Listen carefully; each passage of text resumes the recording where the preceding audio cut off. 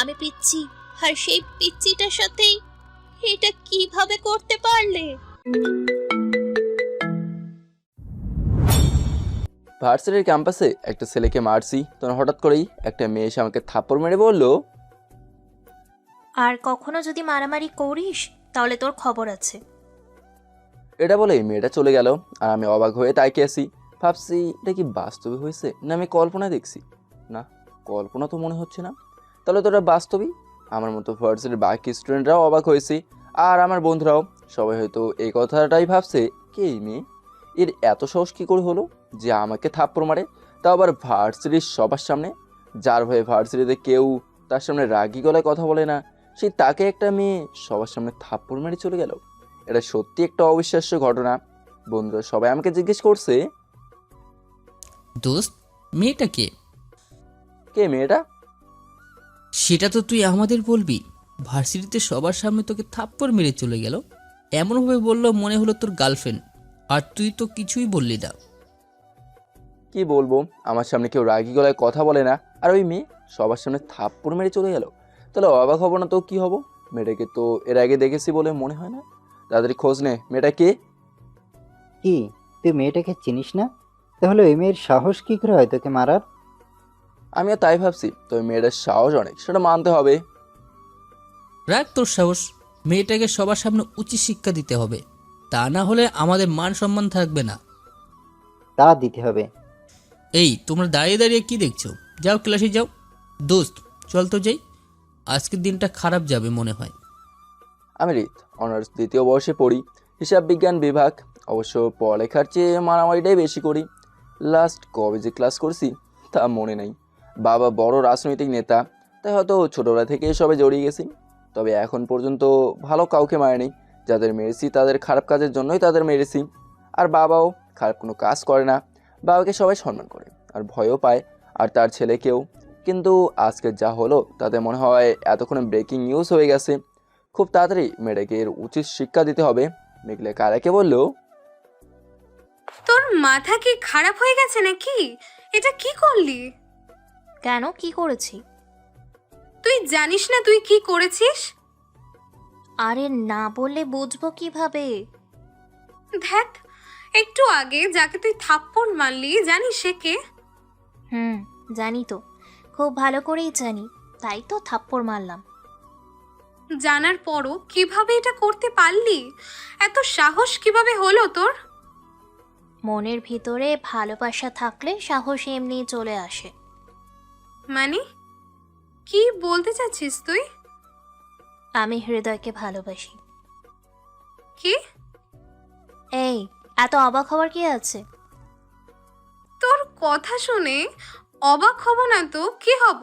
তোর মাথা কি খারাপ হয়ে গেছে? আমার মাথা খারাপ হবে কেন? ঠিকই আছে, আর যা বলেছি ভেবেচিন্তে বলেছি। তুই কিভাবে ওই রকম একটা ছেলের প্রেমে পড়লি? হ্যাঁ, এখন কি কারণ দেখিয়ে প্রেম করতে হবে?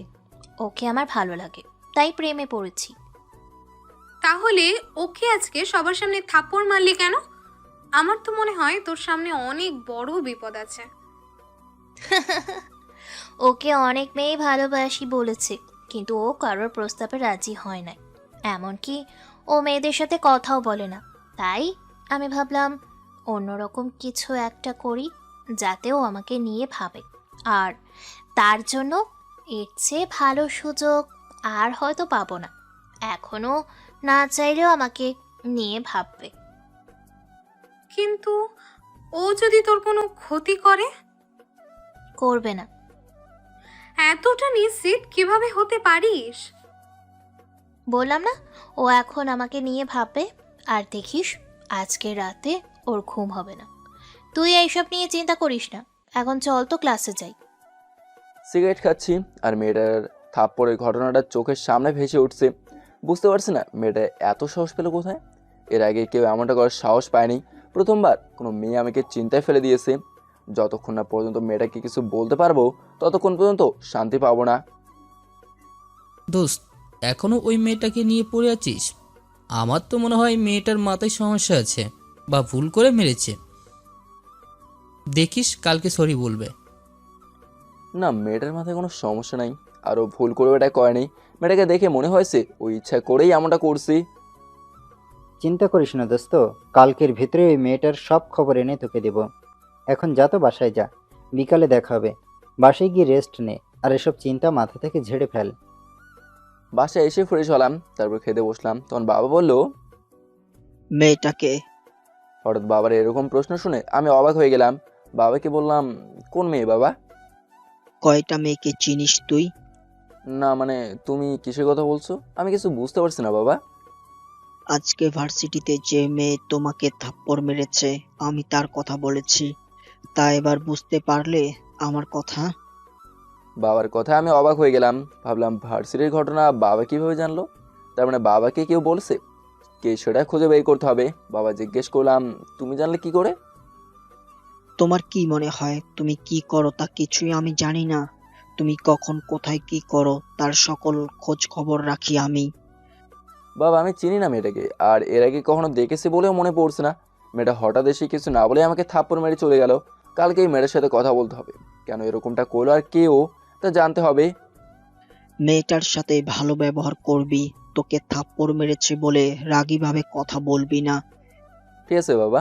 আমাদের কথার মাঝখানে মা বলল, কত করে বললাম এইসব মারামারিতে জড়াস না, কিন্তু কে শুনে কার কথা? আজকে কোনো মেয়ে মরবে, অন্যদিকে হয়তো কোনো ছেলে মরবে। এইসব মারামারি কি দরকার বাবা? তুই মন দিয়ে লেখাপড়া কর।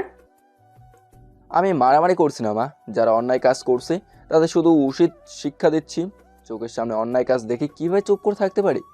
আমার কথা শুনে বাবা বলল, ঠিক বলছে আমার ছেলে, একদম আমার মতো। অন্যায়ের প্রতিবাদ আমাদের রক্তে মিশে আছে। এই তোমার আশকারা পেয়ে ছেলেটা দিন দিন এমন হয়ে যাচ্ছে। আমি ওকে নিয়ে সারাক্ষণ ভয়ে থাকি, কখন না জানি ওর কিছু হয়ে যায়। আমাকে নিয়ে চিন্তা করো না তোমার, আমার কিছুই হবে না। আর যারা ভালো কাজ করে তাদের সাথে সবসময় ভালো কিছুই হয়। অনেক ক্ষুধা পেয়েছে, এখন খেতে দাও তো। একেবারে বাবার মতন হয়েছিস। আমার কোনো কথা যদি শুনতি। খাওয়ার পর আমার রুমে চলে আসলাম। ভাবছি মেয়েটার কথা, মেয়েটার সাহস আছে মানতে হবে। তা না হলে আমাকে ভার্সিটির সবার সামনে থাপ্পড় মারতে পারতো না। কিন্তু মেয়েটা আমাকে কেন মারলো? মেয়েটাকে দেখে আমার কেমন যেন অদ্ভুত কিছু মনে হলো। কেন জানে মনে হচ্ছে মেয়েটা আমাকে আগে থেকেই চেনে, কিন্তু আমি তো এর আগে কখনো মেয়েটাকে দেখেছি বলে মনে হয় না। তোর কিছু মাথায় ঢুকছে না। কালকে ভার্সিটিতে গিয়ে মেয়েটার সাথে কথা বলে সব কিছু ক্লিয়ার করতে হবে। বিকেলে আমাদের আড্ডা স্থানে গেলাম। বন্ধুরা সবাই আমাকে বললো, তোকে এত চিন্তিত লাগছে কেন? চিন্তা তো লাগবে না। চিনি না জানি না, হঠাৎ করে একটা মেয়ে এসে কিছু না বলেই ফার্জারের সবার সামনে থাপ্পড় মারলো, আর কিছু বলার আগেই চলে গেল। মেয়েটা ভয়ঙ্কর আছে, এমনভাবে তোকে রাগিতেভাবে আচ্ছা মেয়েটা ভয়ঙ্কর আছে, এমনভাবে তোকে রাগীভাবে মারামারি করতে নিষেধ করে গেল, মনে হলো যেন তোর গার্লফ্রেন্ড। তবে যাই বলিস, মেয়েটা কিন্তু অনেক সুন্দর আছে, প্রেম করতে পারিস। আমি আছে আমার চিন্তায়, আর তোরা মজা নিচ্ছিস। বাবাও মেয়েটার কথা জিজ্ঞেস করছিল। যতক্ষণ না মেয়েটার সাথে কথা বলতে পারবো ততক্ষণ পর্যন্ত শান্তি পাবো না। এখন সবাই চল তো, নদীর পাড়ে পড়ে যাবো। কেন? গেলেই জানতে পারবি। কিছুক্ষণ পর নদীর পাড়ে চলে আসলাম। বাইক পার্ক করে পাশে একটা চায়ের দোকানে বসলাম। সব মিলে চা খেতে লাগলাম। আমরা সবাই এখানে আসলাম কেন? গতকাল ছোট বোন আসছিল এখানে ঘুরতে ওর বন্ধুদের সাথে। এখানে কিছু ফাউল ছেলে আছে যা নাকি মেয়েদের অনেক বিরক্ত করে, তাই আজকে আমরা ওদের বিরক্ত করতে আসছি। পাশ থেকে মেহেদি বলে উঠলো, আরে মারামারির কথা আগে বলবি তো, কতদিন মারামারি করি না, তোর কথা শুনে এনার্জি চলে আসছে। এতক্ষণ চুপ করেছিলি, আর যে মারামারির কথা শুনলি অমনি শরীরে জোশ এসে পড়লো। তুই কি মারামারি ছাড়া কিছু বুঝিস না? মারামারি একদিকে আর সব একদিকে, মারামারিতে আমাকে সবার আগে পাবি। তাই তো তোকে নিয়ে সব জায়গায় ঝামেলায় পড়তে হয়। কথা বলার আগেই মারা শুরু করে দিস। আজকে যদি কথা বলার আগেই কিছু করিস তাহলে তোর খবর আছে। এখন শিকারের জন্য অপেক্ষা কর। ভালোভাবে চারদিকে নজর রাখ, কেউ কোনো মেয়েকে বিরক্ত করছে কিনা। যারা মেয়েদের বিরক্ত করবে ওরাই আমাদের শিকার। হঠাৎ এক জায়গায় চোখ আটকে গেল। ফার্স্টে সেই মেয়েটা ছেলেদেরকে মারছে, ওর সাথে তো পুরো মেয়েদের গ্যাং আছে। আমরা সেখানে গেলাম, কারে ছেলেগুলোকে মারছে আর বলছে, তোদের সাহস তো কম না, এদের বিরক্ত করিস। আজকে তোদের এমন মার দিব যাতে জীবনে আর কখনো কোনো মেয়েকে বিরক্ত না করিস। মেয়েটার এরকম আচরণ দেখে অবাক হয়ে গেলাম। প্রথমে ভার্সিটিতে আমাকে থাপ্পড় মারলো, এখন আবার এই ছেলেগুলোকে মারছে। মেয়েটাকে কিছু বলতে যাবো তার আগে মেয়েটা চলে গেল। এবারও কিছু বলতে পারলাম না। বন্ধুরা বলল, এই ছেলেগুলোকে হয়তো আমরা মারতে এসেছিলাম, কিন্তু আমাদের কাজ অন্য কেউ করে চলে গেল। মেহেদি বলল, ধুর, কতদিন পরে মারামারি করতে চাইলাম তা আর হলো না। এই মেয়েটা সব শেষ করে দিল, মনটা খারাপ হয়ে গেল। আমি ভাবছি মেয়েটার সাথে কাল কথা বলতেই হবে। নদীর পাড় থেকে চলে আসলাম কালকে। ভার্সিটিতে গিয়ে সবার আগে মেয়েটাকে খুঁজতে হবে। মেঘলা কায়রাকে বলল, আমরা নদীর পাড় থেকে এভাবে চলে আসলাম কেন? ছেলেগুলোকে ঠিকভাবে মারতেও পারলাম না। হৃদয় আসছিল, তাই তো চলে আসতে হলো। ওইখানে আরও কিছুক্ষণ থাকলে ও হয়তো কথা বলতো, তাই চলে আসছি। কথা বললে কেমন হতো শুনি? তুই তো ওকে ভালোবাসিস, তাই না? তো রিত তোর সাথে কথা বললে তোরই ভালো লাগতো। কায়রা বলল, এখন আমার প্রতি ওর আগ্রহ আরও বাড়বে। ও আমাকে নিয়ে আরও আগ্রহীভাবে ভাববে। ওর মনে আমাকে নিয়ে হাজারো প্রশ্নের সৃষ্টি হয়েছে। কথা বললে এই অনুভূতিটা শেষ হয়ে যেত। আমি চাই না অনুভূতিগুলো এত তাড়াতাড়ি নিস্তেজ হয়ে যাক, তাই ওর সাথে কথা বলিনি। কি যে চলছে তোর মনে তা তুই ভালো জানিস। আচ্ছা, আমরা যে ছেলেগুলোকে মারলাম, ওরা যদি পরে আমাদের কোনো ক্ষতি করে? তাহলে আবার মারবো। এত সাহস কেন তোর? সাহস আমার রক্তে মিশে আছে তাই। এখন চল কিছু খেয়ে নি, অনেক ক্ষুধা লাগছে। মারামারি করে একদম ক্লান্ত হয়ে গেছি। রাতে বাসায় চলে আসলাম। খুব ক্লান্ত লাগছিল, তাই বিছানায় শুয়ে পড়লাম। কিছুক্ষণ পর বাবা কল দিল। কেমন আছো বাবা? তোমাকে ছাড়া কি করে ভালো থাকি? এত করে বলার পরেও তুমি আমাদের সাথে থাকছো না। আমার এখানে থাকতে ভালো লাগছে না বাবা। আর পড়ালেখা শেষ হলে তো তোমাদের ওখানে চলেই আসবো। আর এর ভিতরে যখন আমার ভালো লাগবে না, তখনই তোমাদের কাছে চলে আসবো। এখানে আমার অনেক কাজ বাকি আছে, ওগুলো যে কোনো মূল্যে আমাকে শেষ করতে হবে। এছাড়া কোনো অপশান নেই আমার হাতে। এখন আমাকে করতে হবেই, কোনো প্ল্যান বি নেই। আচ্ছা বাবা, রাখছি এখন, ঘুম পেয়েছে অনেক। সাবধানে থাকিস মা। এইসবের কিছু দরকার নেই আমাদের। আমরা তোকে হারাতে পারবো না মা। আমাদের কাছে চলে আয় প্লিজ। সিগারেট খাচ্ছি আর ভাবছি মেয়েটার কথা। এত সাহস একটা মেয়ের কি করে হতে পারে? দেখতে তো একদম গুন্ডি, জিন্স শার্ট এগুলো পরে থাকে। মনে হয় যেন কাউকে ভয় পায় না। যতই মেয়েটাকে নিয়ে ভাবছি ততই কৌতূহল হচ্ছে। খুব জানতে ইচ্ছে করছে কে এই মেয়েটা আর আমাকে কেন ভালোবাসে। হতে পারে মেয়েটা আমার সাথে মজা করে এসব বলছে, বা কারোর সাথে চ্যালেঞ্জ নিয়ে এসব বলছে। মেয়েটাকে জিজ্ঞেস করতে না পারলে মনে হয় শান্তি পাবো না। ওই এত কি ভাবছিস? ভাবছি ওই মেয়েটাকে নিয়ে যতক্ষণ না ওর সাথে কথা বলতে পারবো ততক্ষণ পর্যন্ত শান্তি পাবো না। মেয়েটা কেন এমন করলো তা জানতে হবে। একটা মেয়েকে নিয়ে এত ভাবছিস, তাও আবার ওই মেয়েটাকে নিয়ে যে তোকে কলেজের সবার সামনে থাপ্পড় মেরেছিল। সবার সামনে থাপ্পড় মেরেছিল বলেই তো ওকে নিয়ে এত ভাবছি। ওকে অন্য আর 4-5টা মেয়ের মতো মনে হচ্ছে না আমার। ও একদম আলাদা সবার থেকে। আর তোরা তো জানিস, কোনো বিষয় সম্পর্কে সব কিছু জানতে না পারলে আমি একদমই শান্তি পাই না। আমি জানি না ওকে নিয়ে আমি কেন এত ভাবছি। এত ভাবাভাবির দরকার নেই। কালকে কলেজে গিয়ে মেয়েটার সাথে কথা বলবো। আর এত রাত পর্যন্ত বাইরে থাকা ঠিক হবে না আমাদের জন্য। আমাদের তো আর দুশ্মনির অভাব নেই। চল বাসায় চল। আদৃশ বলল, রিহান ঠিকই বলেছে, এত রাতে আমাদের বাইরে থাকা নিরাপদ না। তোর জন্য তো একদমই না। ওদেরকে বললাম, এখন কি আমাদের ভয় পেয়ে থাকতে হবে নাকি? যা হওয়ার তাই হবে। রেহান বলল, আদৃশ্য ভয় পেয়ে এটা বলেনি, আমাদের সতর্ক থাকতে হবে। কিছুদিন আগেও আমাদের উপর আক্রমণ হলো। এখন আমরা মাত্র 3 জন আছি। আঙ্কেল শুনলে কিন্তু রাগ করবে। ওদেরকে বললাম, বুঝতে পারছি ভাই, আর বাবার ভয় দেখাস না। আমরা 3জনই ওদের সবার জন্য যথেষ্ট। যাই হোক, বাসে চল। বাসায় আসার পর মা বলল, বাসায় আসলি কেন? না আসলেই পারতি। বাসায় না আসলে কোথায় থাকতাম? কেন তখন যেখানে ছিলি এত রাত পর্যন্ত বাইরে কেন থাকিস? আমি কতটা চিন্তায় থাকি তোকে নিয়ে। তুই কি কোনোদিনও আমার কথা শুনবি না? তুমি শুধু শুধুই চিন্তা করছো মা, আমার কিছুই হবে না। আর এরপর আর কখনো এত রাত পর্যন্ত বাইরে থাকবো না। এবার খুশি? এখন খেতে দাও, অনেক ক্ষুধা লাগছে। খাওয়ার পর রুমে চলে আসলাম। কিছুক্ষণ পর ছোট বোন সারা আসলো। সারা বলল, কি করছো ভাইয়া? কিছু করছি না রে, ভালো লাগছে না। কেন, কি হয়েছে? আরে ভার্সিটির ওই মেয়েটাকে নিয়েই ভাবছি। কালকে কলেজে গিয়ে কথা বলবা, তাহলেই তো হবে। তা তো বলবোই। নদীর পাড়ে গিয়েছিলে বুঝি? গিয়েছিলাম, কিন্তু ছেলেগুলোকে অন্য কেউ মেরে চলে গেল। কে মারলো? ভার্সিটির ওই মেয়েটা। কি বলো? মেয়েটা তো তাহলে অনেক ভয়ঙ্কর। প্রথমে ভার্সিটিতে সবার সামনে তোমাকে থাপ্পড় মারলো, এখন আবার ওই ছেলেগুলোকেও মারলো।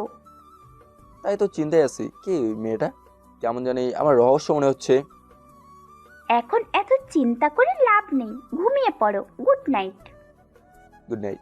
সকালে ঘুম থেকে উঠে ফ্রেশ হয়ে না খেয়ে বাইক নিয়ে বেরিয়ে পড়লাম। সকালে খাওয়ার অভ্যাস নাই, তাই না খেয়ে বেরিয়ে পড়লাম। ভার্সিটির ক্যাম্পাসে আড্ডা দিচ্ছি সবাই। আদেশকে জিজ্ঞেস করলাম, মেয়েটা আসছে ভার্সিটিতে? জানি না, আমরা তো সবাই এইমাত্র আসলাম। ভালো করে খেয়াল রাখ, আজকে ওর সাথে কথা বলতেই হবে। মেঘলা কারাকে বলল, ক্যাম্পাসে এত জায়গা থাকতে তুই আড্ডা দিতে সবাইকে এখানে নিয়ে আসলি কেন? কেন, এখানে সমস্যা কি? আরে দেখছিস না, এখানে সব বখাটে ছেলেরা আড্ডা দেয়। তাতে কোনো সমস্যা নেই, আমরাও তো ওদেরই মতো। এখন দেখ কি হয়। কি হবে? কিছুক্ষণ পর তা নিজের চোখেই দেখতে পাবি। আদ্রিস রবিকে বলল, মেয়েটাকে পেয়েছি, ওর বন্ধুদের সাথে আড্ডা দিচ্ছে। মেয়েটা চলে যাওয়ার আগেই চল, মেয়েটার সাথে কথা বলতেই হবে। ওর সাহস কি করে হয় আমাকে থাপ্পড় মারার? রেহান বলল, তুই যাবি কেন? মেয়েটাকে এখানে ডাক, আমাদের একটা ভাব আছে না? ঠিক বলেছিস, মেয়েটাকে ডাক দে। আদ্রিস মেয়েটাকে বলল। ওই মেয়ে, এদিকে আসো তো। রেহান বলল, দেখলি দোষ, মেয়েটার কি ভাব, একবারও তাকালো না। ওর কাছে গিয়ে ডেকে আনতো। আদ্রিস মেয়েটার কাছে গিয়ে বলল, তোমাকে ডাকছি, শুনতে পাচ্ছ না? কায়রা বলল, কখন ডাকলে আমাকে? এইমাত্র ডাকলাম। আমার একটা নাম আছে, ওই নামে কেউ না ডাকলে আমি শুনি না। নাম জানা থাকলে তো নাম ধরেই ডাকতাম। এখন চলো, রিত তোমাকে ডাকছে। কোন হৃদ? দেখো এখন কিন্তু রাগ হচ্ছে। চিনো না জানো না, অথচ থাপ্পড় মারলে। ভালোবাসার কথা বললে, এখন আবার বলো কোন রিত? ইচ্ছে হয়েছে তাই থাপ্পড় মেরেছি। এখন আমার সাথে যার কথা বলা দরকার হবে সে নিজে এসে বলবে। আদ্রিস আর কিছু না বলেই চলে আসলো, আমাকে এসে বলল, মেয়েটা বলেছে যার দরকার সে নিজে গিয়ে কথা বলবে। আদ্রিসের কথা শুনে অনেক রাগ হলো। গতকাল কোনো কারণ ছাড়াই আমাকে থাপ্পড় মেরেছে, এখন আবার ভাব দেখাচ্ছে। বাবার জন্য তো মেয়েটাকে কিছু বলতেও পারবো না। মেয়েটার কাছে গিয়ে রাগীভাবে বললাম, আপনাকে আমি চিনি না জানি না, আগে কখনো দেখেছি বলে মনে হয় না। আপনি গতকাল আমাকে থাপ্পড় মারলেন কেন? আমার ইচ্ছে হয়েছে তাই মারছি। আজব তো, আপনার ইচ্ছে হয়েছে বলে কি থাপ্পড় মারবেন নাকি? আপনাকে চিনি না জানি না। তো কি হয়েছে, এখন থেকে চিনবা। কেন মেরেছেন সেটা বলেন। মারামারি করেছো কেন?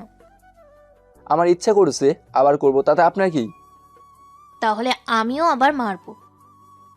ওই তুই কে রে? অনেকক্ষণ থেকে ভালোভাবে কথা বলছি, কানে যাচ্ছে না। আমাকে মারা তুই কে? যেখানে আমার বাবা মাও কোনোদিন আমাকে মারেনি, সেখানে অচেনা একটা মেয়ে এসে আমাকে থাপ্পড় মেরে চলে গেল।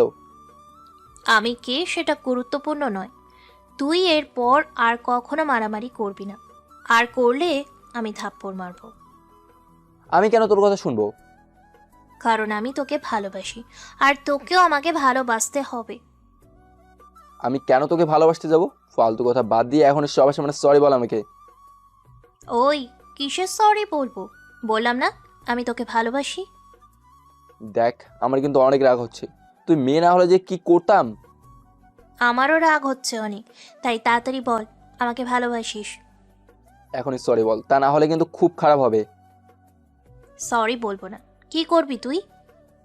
ধ্যাত, মাথায় গরম হয়ে গেছে। দিলাম এক থাপ্পড়, আর কখনো আমাকে বিরক্ত করবি না। আমি তোকে ভালোবাসি, তাই আমাকে মারার তোর অধিকার আছে। আমি কিছুই মনে করি নাই, কিন্তু তোর পিছু তো ছাড়ছি না, যত যাই বলিস না কেন। আবার আমাকে বিরক্ত করলে তার পরিণতি ভালো হবে না। আমাকে যতটা খারাপ ভাবিস তার থেকে অনেক বেশি খারাপ আমি, আর কখনো আমার পিছু পড়বি না। আমি চলে আসার পর আদেশ আমাকে বলল, মেয়েটাকে থাপ্পড় মেরে একদম ঠিক কাজ করেছিস। মেয়েটা বেশি লাফাইতেছিল। মাথাটা একদম গরম হয়ে আছে। কলেজের সবার সামনে থাপ্পড় মেরে এখন আবার উল্টাপাল্টা কথা। অন্যদিকে মেঘলা কারাকে বলল, তোকে কতবার বললাম হৃদের পেছনে লাগিস না। হৃদ কতটা ভয়ঙ্কর তা তোকে আগেই বলেছে, এখন দেখলি তো যে কি হলো।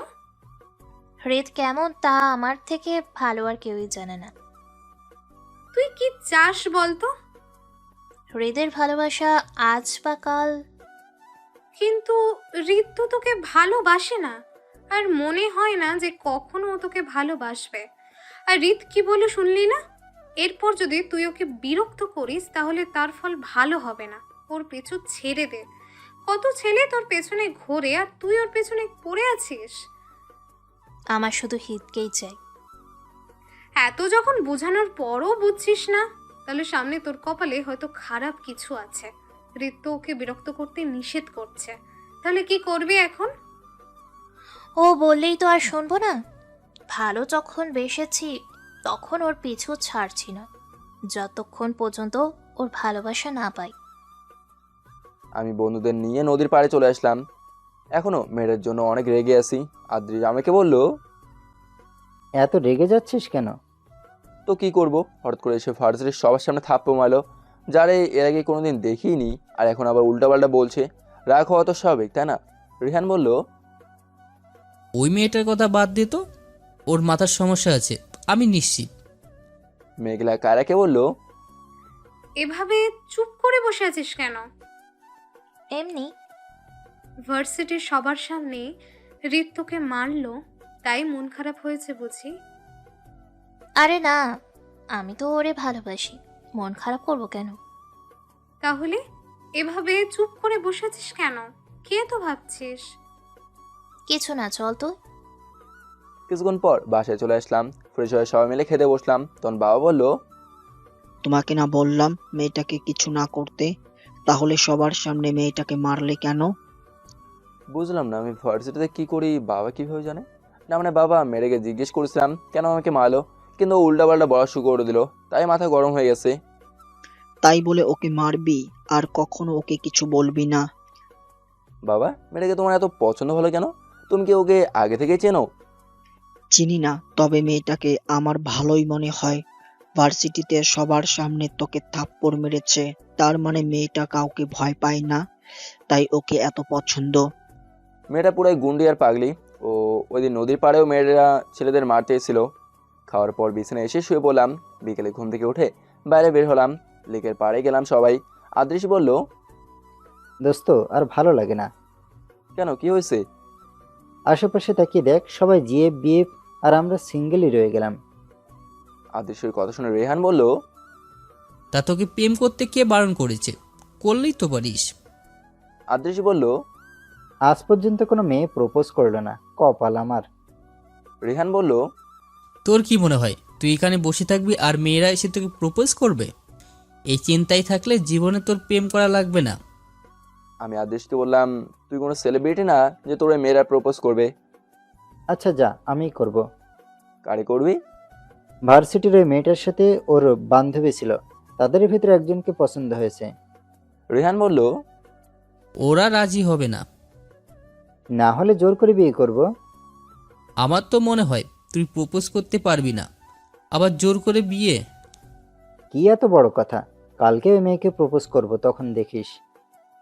ওদের কথা শুনে আমি বললাম, ভাই তোরা এখন থাম, কি করবি তা কাল দেখা যাবে, এখন চল চা খাই। চা খাচ্ছি আর কথা ভাবছি। এই দোকানের চা খুবই বিখ্যাত। প্রথমে টাকা দিয়ে টোকেন নিতে হয়, তারপর লাইনে দাঁড়িয়ে চা নিতে হয়, ভিড়ও হয় অনেক। চা খাওয়া মানে যুদ্ধ করা। আর দেখলাম কায়রা অন্য একটা ছেলের বাইকে করে যাচ্ছে।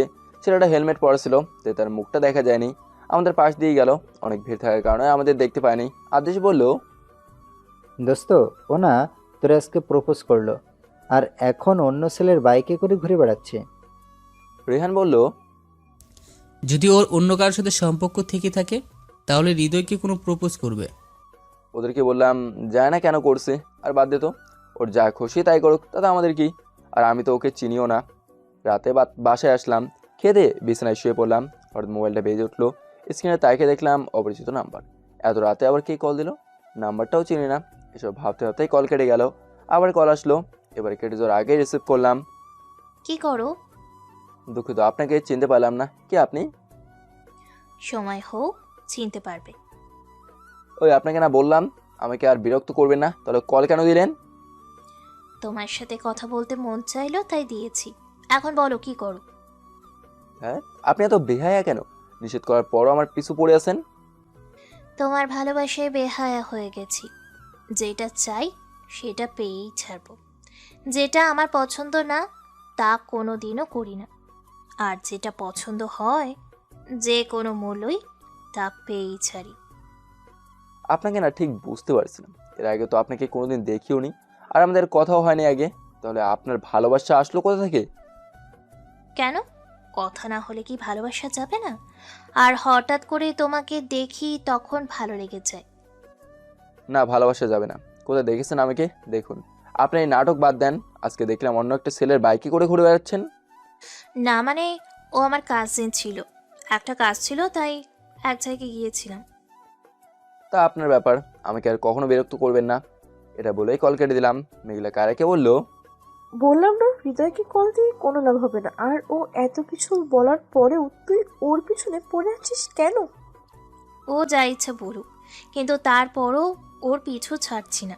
অনেক ভালোবাসি ওকে। কি দেখলি ওর ভেতরে যে ওকে এত ভালোবাসলি? জানি না কি আছে ওর ভেতর, আমার শুধু ওকেই চাই। তা কি করবি এখন?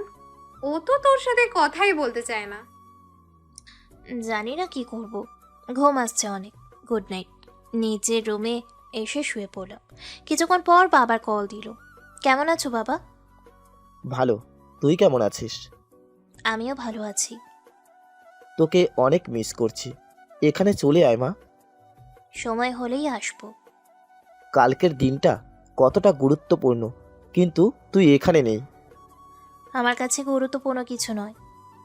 এখনো জেদ করে আছিস? যা হয়েছে সব ভুলে যা। চাইলেই তো আর সব কিছু আগের মতো হবে না।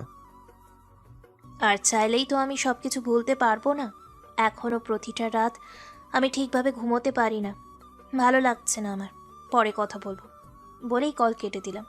চোখ দিয়ে পানি বেরিয়ে পড়লো। চোখের পানি মুছে শুয়ে পড়লাম। কখন যে ঘুমিয়ে পড়েছি নিজেও জানি না। আজকে অনেক তাড়াতাড়ি ঘুম থেকে উঠলাম। অনেক কাজ আছে আজকে। পরিচয় না খেয়ে বেরিয়ে পড়লাম। এক জায়গায় গেলাম। কিছুক্ষণ পর ওখান থেকে কলেজে চলে আসলাম। আদেশ বলল, অনেকদিন কোথাও ঘুরতে যাই না, আজকে শুধু আমরা 3জন মিলে ঘুরতে যাব। আমার ভালো লাগছে না। রেহান বলল, আরে বললেই হলো ভালো লাগছে না? তোরে তো জোর করেই নিয়ে যাব। বললাম না আমি যাবো না, তোরা যা, আমার ভালো লাগছে না। দয়া করে আমাকে একটু একা থাকতে দে। আদেশ বলল, তোকে ছাড়া আমরা কখনো কোথাও গিয়েছি বল? সব সময়ের মতো তোরেও সাথে নিয়ে যাব। চল ওঠ এখন। মাথাটাই গরম হয়ে গেল। দিলাম এক থাপ্পড়। তোদের বললাম না আমি যাবো না, তারপর আমাকে জোর করছিস কেন? যা আমার চোখের সামনে থেকে। আদেশ বলল, মার, আরো মার, তারপরও এভাবে মন খারাপ করে থাকিস না। তোকে সব সময়ের মতো হাসি খুশি দেখতে চাই। তোর মন ভালো করার জন্য সব কিছু করতে পারি। আরো মার আমাকে দোস্ত, তারপরও মন খারাপ করে থাকিস না। এমনিতে অনেক কষ্ট পেয়েছিস, তোকে আর কষ্ট পেতে দেখতে চাই না। চোখের পানি আর আটকে রাখতে পারলাম না। ওদের দুজনকে জড়িয়ে ধরলাম। কীভাবে ভুলবো বল? কোনোদিনও পারবো না। এত কষ্ট পাচ্ছি তাও বেঁচে আছি। আত্মহত্যা করতে মন চায়, কিন্তু তাও পারি না। আদেশ বলল, আর একবার ওই কথা বলবি না। রেহান বলল, আর কখনোও জানি তোর মুখে আত্মহত্যা কথা না শুনি। শুনলে তোর খবর আছে। মেঘলা কারাকে বলল, এইভাবে মন খারাপ করে বসে আছিস কেন? ভালো লাগছে না। কেন? কি হয়েছে? কিছুই হয়নি, এমনি ভালো লাগছে না। আমি ভার্সিটি থেকে বাসায় এসে না খেয়ে শুয়ে পড়লাম। কিছু ভালো লাগছে না। শুয়ে থাকতে থাকতে কখন যেন ঘুমিয়ে পড়লাম। বিকেলে ঘুম থেকে উঠলাম, ফ্রেশ হয়ে নদীর পাড়ে গেলাম। একে একে হাঁটতে লাগলাম। হঠাৎ কিছু একটা দেখে অবাক হয়ে গেলাম। কায়রা কিছু অসহায় শিশুদের খাবার খাওয়াচ্ছে। এটা দেখে পুরনো সেই স্মৃতি মনে পড়ে গেল। আগের কথাগুলো মনে পড়তে চোখ দিয়ে পানি বের হয়ে গেল। কায়রাকে দেখে অনেক অহংকারী মনে হলেও ওর এই রূপ দেখে অবাক হয়ে গেলাম। এখনকার কায়রা আর আগের কায়রার মধ্যে আকাশ পাতাল ব্যবধান। এখন ওকে দেখে মনে হচ্ছে খুবই শান্তশিষ্ট একটা মেয়ে, কিন্তু আগে এটা মনে হয়নি। কিছুক্ষণ দাঁড়িয়ে থাকলাম ওখানে, ভালোই লাগতেছিল। মনে হচ্ছিল আগে সেই স্মৃতি ফিরে এসেছে। কিছুক্ষণ পর ওখান থেকে চলে আসলাম। জীবনটা কখন পরিবর্তন হয়ে যায় তা কেউ বলতে পারে না।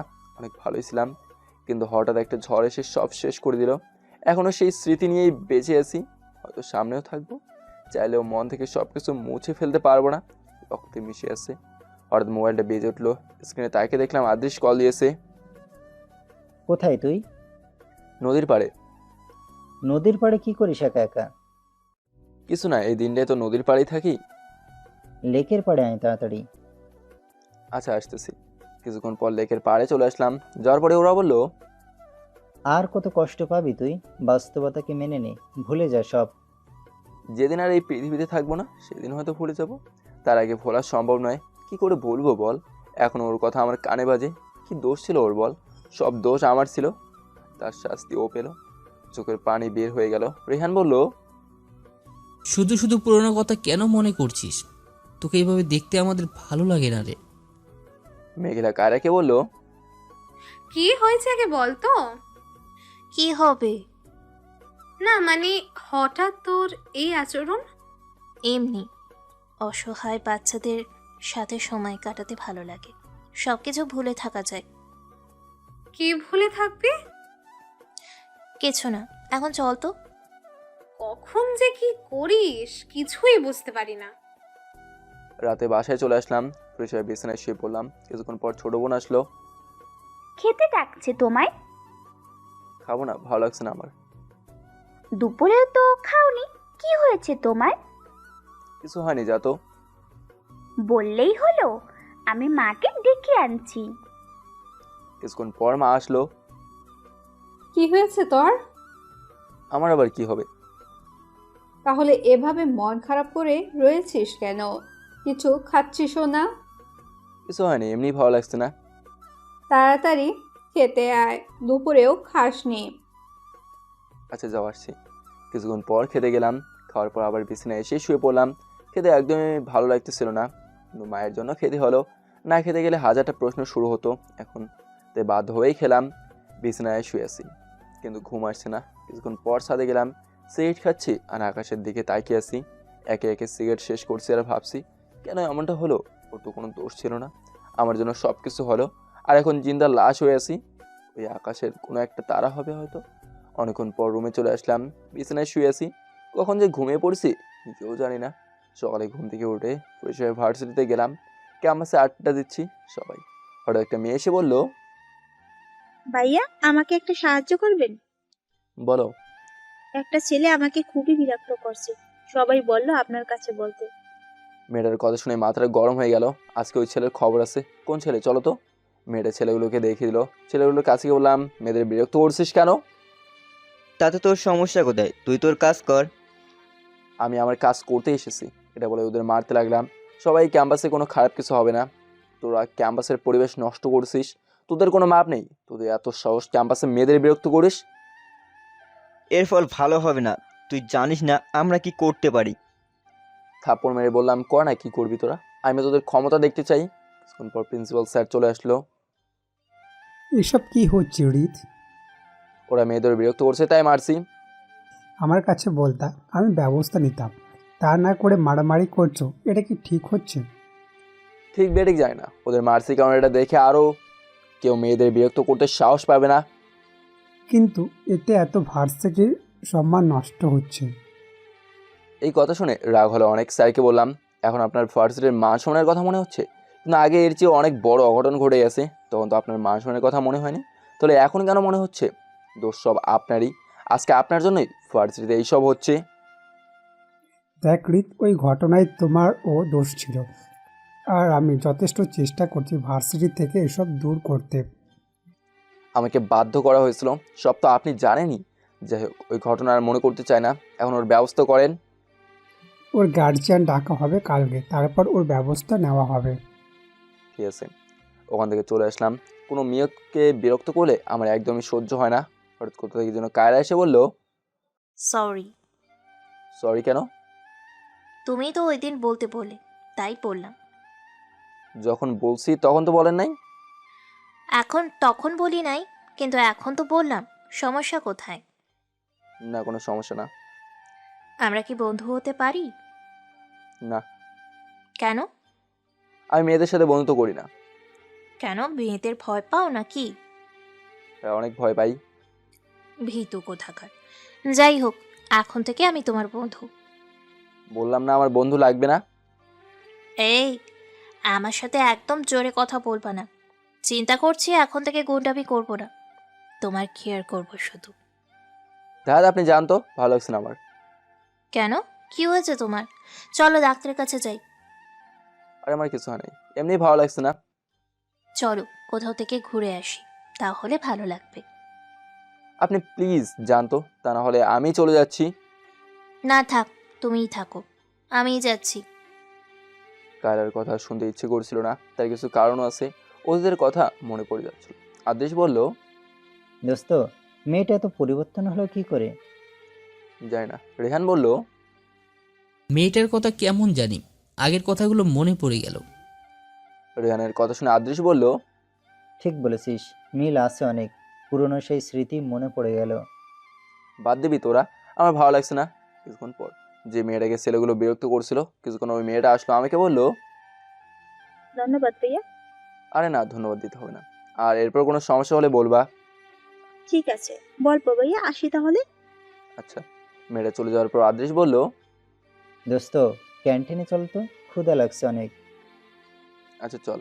ক্যান্টিনে এসে সিঙ্গারা খেলাম, চা খাচ্ছি আর ধোয়া উড়ছি। হঠাৎ কায়রা চলে আসলো, আমার দিকে এক ধ্যানে তাকিয়ে আছে। কায়রাকে বললাম, এবার তাকিয়ে আছেন কেন? দেখছি তোমাকে। আমাকে দেখার কি আছে? সিগারেট খাওয়ার সময় তোমাকে অনেক ভালো লাগে, তখন তোমাকে সিনেমার হিরোর মতো লাগে, মনে হয় তোমার দিকে তাকিয়েই থাকি। আচ্ছা, তুমি সিগারেট খাও কেন? মুহূর্তের মধ্যে মনটা খারাপ হয়ে গেল, তাদের ওখান থেকে চলে আসলাম। কায়রা মেঘ রেখে বলল, কি হলো, হৃদয় ভেবে চলে গেল কেন? সেটাই তো বুঝতে পারছি না, হঠাৎ করে কি হলো ওর। ঋত তো এমনি অদ্ভুত টাইপের, কখন যে কি হয় কিছুই বুঝতে পারে না কেউ। ওকে নিয়ে তো ভাবিস না, কিছুই হয়নি ওর। চল তো এখান থেকে, হৃদ হয়তো ক্যাম্পাসেরই কোথাও আছে। আদেশ আমাকে বলল, কি হয়েছে তোর? এভাবে চলে আসলি কেন? ওদের কিছু কথা মনে পড়ে গিয়েছিল। কায়রা আমার সাথে কথা বললেই এমনটা হয়। রেহান বলল, তাহলে তো ভালোই হয়।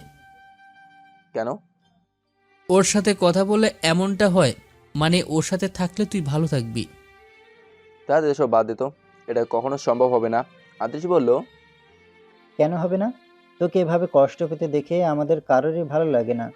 এভাবে কষ্ট পেলেই তো সব কিছু ফিরে আসবে না। আর ও তো চাইতো না কখনোই যে তুই কষ্টে থাকিস। ও সব সময় তোকে হাসি খুশি দেখতে চেয়েছিল। আবার আগের হৃদ হয়ে যা না। তা হয়তো কখনো হবে, সম্ভব হবে না রে। চোখ বুঝলে ওর স্মৃতি ভেসে ওঠে, মনে হয় ও সবসময় আমার সাথেই আছে। বাসে যাবো, ভালো লাগছে না। বাইক চালু করলাম, হঠাৎ বাইকের পেছনে কে যেন বসে পড়লো।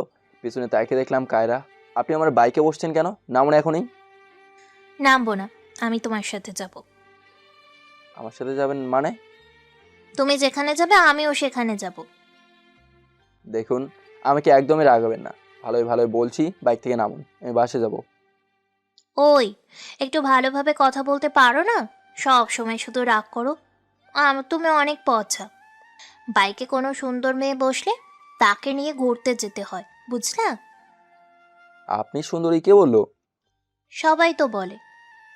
ভুল বলে সবাই, আপনি নামুন তো। কি এত বড় কথা? এখন তো নামবই না। দেখুন ভালো লাগছে না, বাসে যাবো আমি, প্লিজ নামুন। আমি সুন্দর না বললে কেন? এখন নামবো না। আগে বলো আমি অনেক কিউট একটা মেয়ে, তাহলে নামবো। আমি মিথ্যা কথা বলতে পারবো না। আমিও নামবো না। আজকে তোর সাথে তোর বাসায় যাব। ওই আপনি নামেন তো, আমি বাইক থেকে নামবো। নামবো না। আচ্ছা বলছি, এখন নামেন। না, আগে বলো। কারেকে বললাম, তুমি অনেক কিউট একটা মেয়ে, প্লিজ এবার আমার বাইক থেকে নামেন, আমাকে তাড়াতাড়ি বাসায় যেতে হবে।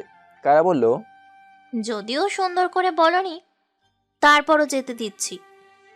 কারা বাইক থেকে নামার পরে তাড়াতাড়ি চলে আসলাম। চলে যাওয়ার পর মেঘলা কারাকে বলল, তুই এতটা পরিবর্তন হলি কি করে? পরিবর্তন কই হলাম? হয়েছিস, আগের মতো আর নেই। হয়তো ওর ভালোবাসার জন্যই এমনটা হয়েছে। কিন্তু আমার মনে হয় না যে ঋত তোকে ভালোবাসবে। ভালো তো ওকে বাঁচতেই হবে, আজ বা কাল একদিন ঠিকই আমাকে ভালোবাসবে, শুধু সময়ের অপেক্ষা। তোরা থাক, আমি যাব এক জায়গায়। কোথায় যাবি? কাজ আছে। রেহান আদৃশকে বলল, দোস্ত, এটাই সুযোগ মেঘলাকে প্রপোজ করার। কায়দা চলে যাচ্ছে, এই সুযোগ আর পাবি না, তাড়াতাড়ি যা। সত্যি যাব। ওই দিন তো ভাব নিয়ে বললি, তা এখন ভয় পাচ্ছিস কেন? আরে তখন তো উত্তেজনায় বলে ফেলছি, কিন্তু ও যদি রাজি না হয়, তার উপর আবার আমরা ওদের বিপক্ষ দল। তুই যাবি নাকি আমি গিয়ে প্রপোজ করবো ওরে? এই না, আমি যাচ্ছি। বুকের সাহস নিয়ে মেঘলাকে প্রপোজ করতে গেলাম। জানি না আজকে আমার কপালে কি আছে। মেঘলার সামনে দাঁড়িয়ে আছি, ভয়ে কিছু বলতেও পারছি না। মেঘলা আমাকে বলল, এভাবে দাঁড়িয়ে আছেন কেন? কিছু বলবেন? না মানে, হ্যাঁ, না। কি? হ্যাঁ না, কি বলবেন বলুন, তা না হলে এখান থেকে যান। আমি তোমাকে ভালোবাসি। কি? কিছু না, বলেই দিলাম এক দৌড়।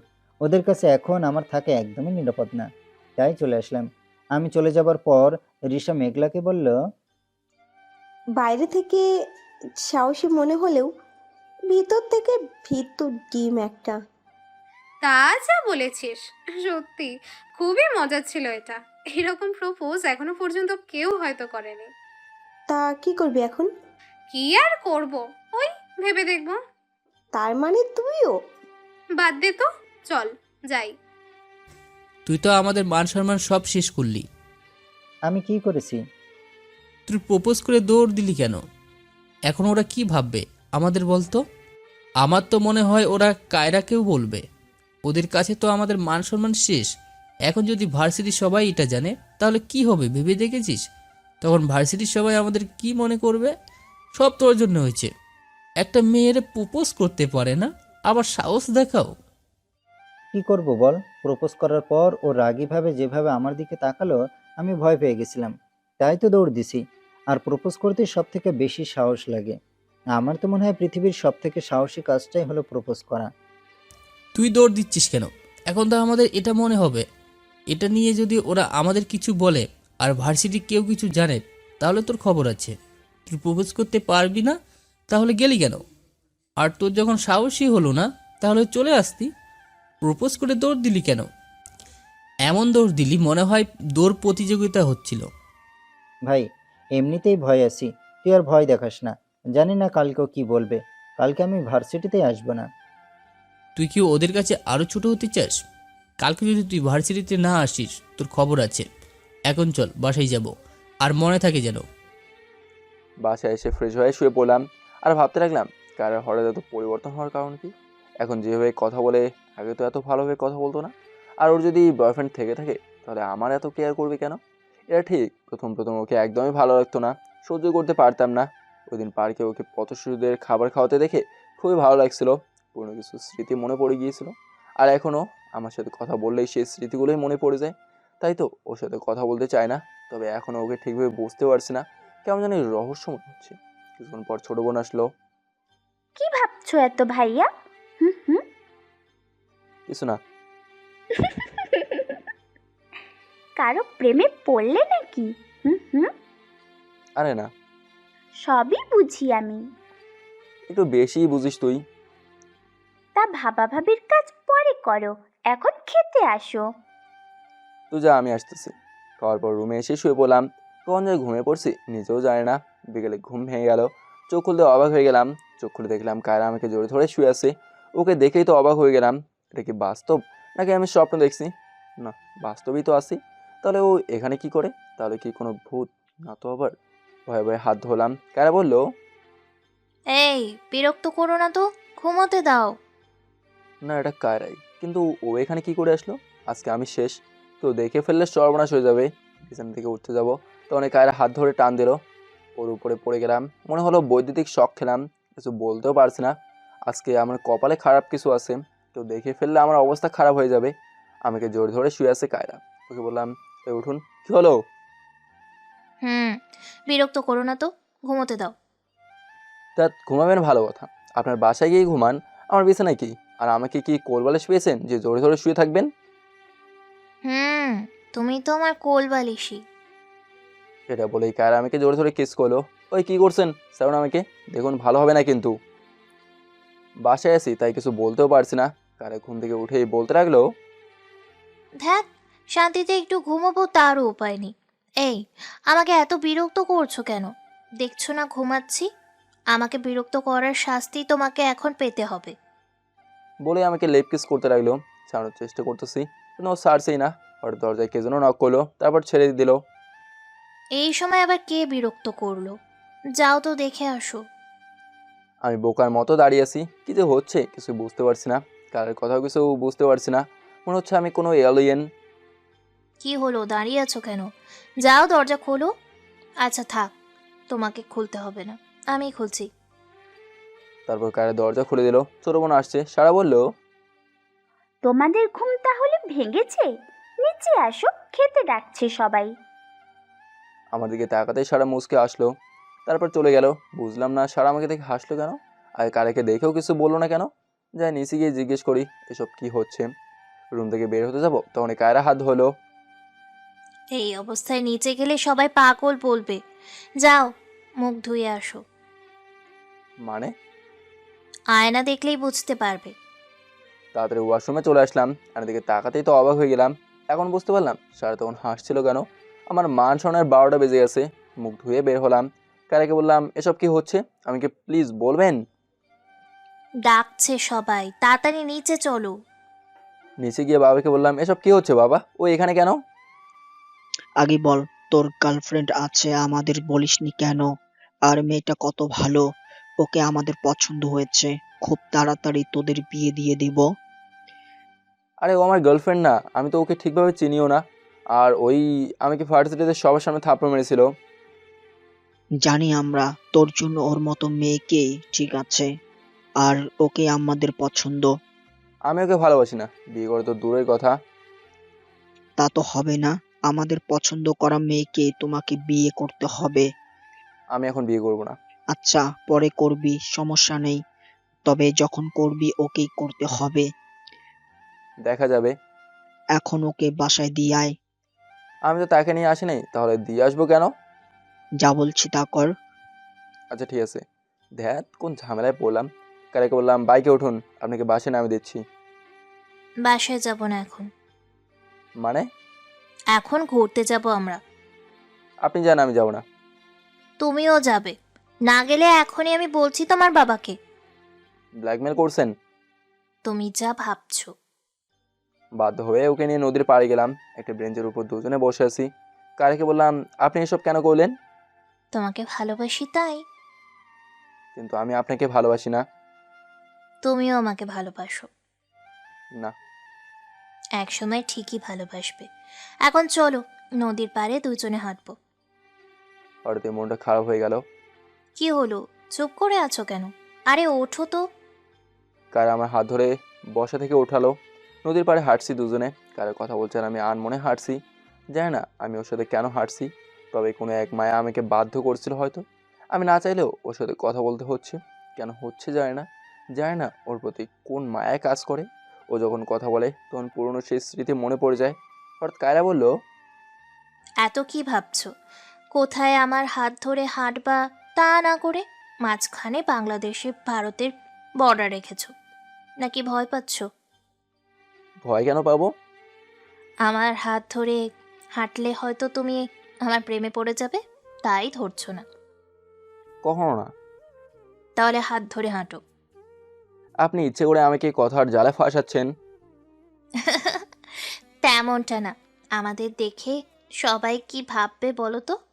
আমরা একসাথে হাঁটছি, কিন্তু তুমি আমার সাথে কথা বলছো না, আবার আমার থেকে দূরত্ব বজায় রেখে হাঁটছো। কে কি মনে করলো তাতে আমার কিছু যায় আসে না। আর আপনার ভালো না লাগলে চলে যাচ্ছি। এত বেশি বোঝো কেন তুমি? আমি কি একবারও বলেছি যে আমার ভালো লাগছে না? আচ্ছা, তোমার কথা বলতে হবে না আমার সাথে, হাতও ধরতে হবে না, তাও আমার সাথে থাকো। অনেকক্ষণ হাঁটার পর একটা ফুচকার দোকান দেখতে পেলাম। কারা বলল, ফুচকা খাবো। তো খাবেন আপনি, কে মানা করছে? তুমি সব কথা এত তেড়াভাবে বলো কেন? আমি এমনই। কচু এমন। তুমিও আমার সাথে ফুচকা খাবে? আমার এসব ভালো লাগে না, আপনি খান। তা বললে তো হবে না। আমি যখন বলেছি তখন তোমাকে আমার সাথে খেতেই হবে। হ্যাঁ, কোন ঝামেলায় পড়লাম রে বাবা। কারে জোর করে আমাকে ফুচকা খেতে নিয়ে গেল। ইচ্ছে না থাকাতেও ওর সাথে ফুচকা খেতে হলো। কারা বলল, হাঁ করো, কেন? আমি তোমাকে ফুচকা খাইয়ে দেব। আমি নিজের হাতে খেতে পারি, আপনাকে খাওয়াতে হবে না। ধ্যাত, তুমি পুরাই প্রাচীন যুগের, একটুও রোমান্টিক না। আমি এমনই ভালো আছি, এত রোমান্টিক হতে হবে না। উফ, এখন এসব বাদ দাও। তোমাকে হাঁ করতে বলছি, হাঁ করো, তা না হলে কিন্তু কিস করব। আপনার মাথা কি গেছে? দেখছেন না এখানে কত মানুষ আছে? এসব কি বলছেন? তাহলে হাঁ করো। হ্যাঁ, শুধু ব্ল্যাকমেল। কার আমাকে ফুচকা খাইয়ে দিচ্ছে, এত টক আর ঝাল যে চোখ দিয়ে পানি বের হয়ে গেছে। বুঝলাম না মেয়েরা ফুচকা এত টক আর ঝাল কিভাবে খায়। খাওয়া শেষে আবার হাঁটতে লাগলাম। সন্ধ্যা হয়ে গেছে। কালকে বললাম অনেকক্ষণ তো হলো, এখন চলেন যাই। কোথায় অনেকক্ষণ হলাম, এইমাত্র তো এলাম। কি, আসছি প্রায় 3-4 ঘন্টা হয়ে গেছে। আমার আর ভালো লাগছে না।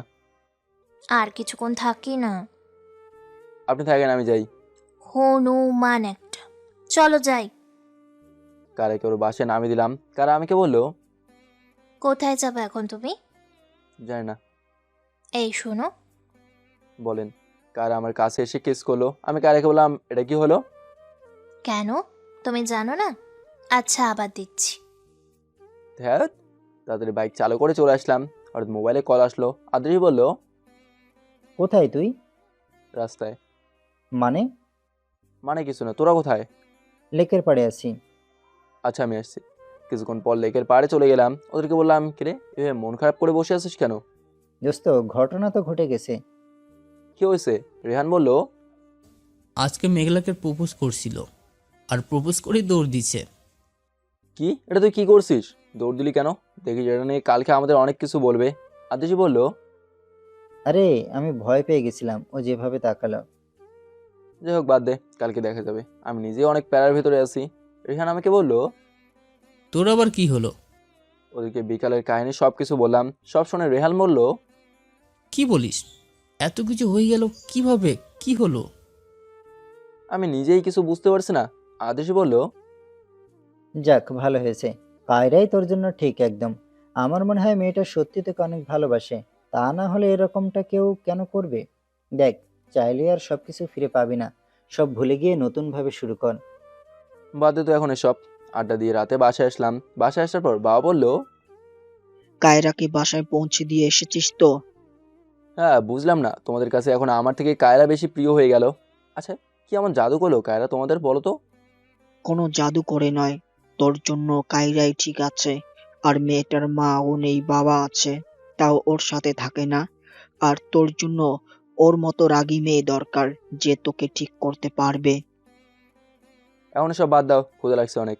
খাওয়ার পর বিছানায় এসে শুয়ে পড়লাম আর ভাবতে থাকলাম, কারা কি সত্যি আমাকে ভালোবাসে? আর যদি ভালো নাই বাসতো তাহলে এসব কেন করবে? ওর সাথে কথা বললে মনে হয় আমি আগে সেই স্মৃতিতে ফিরে যাই।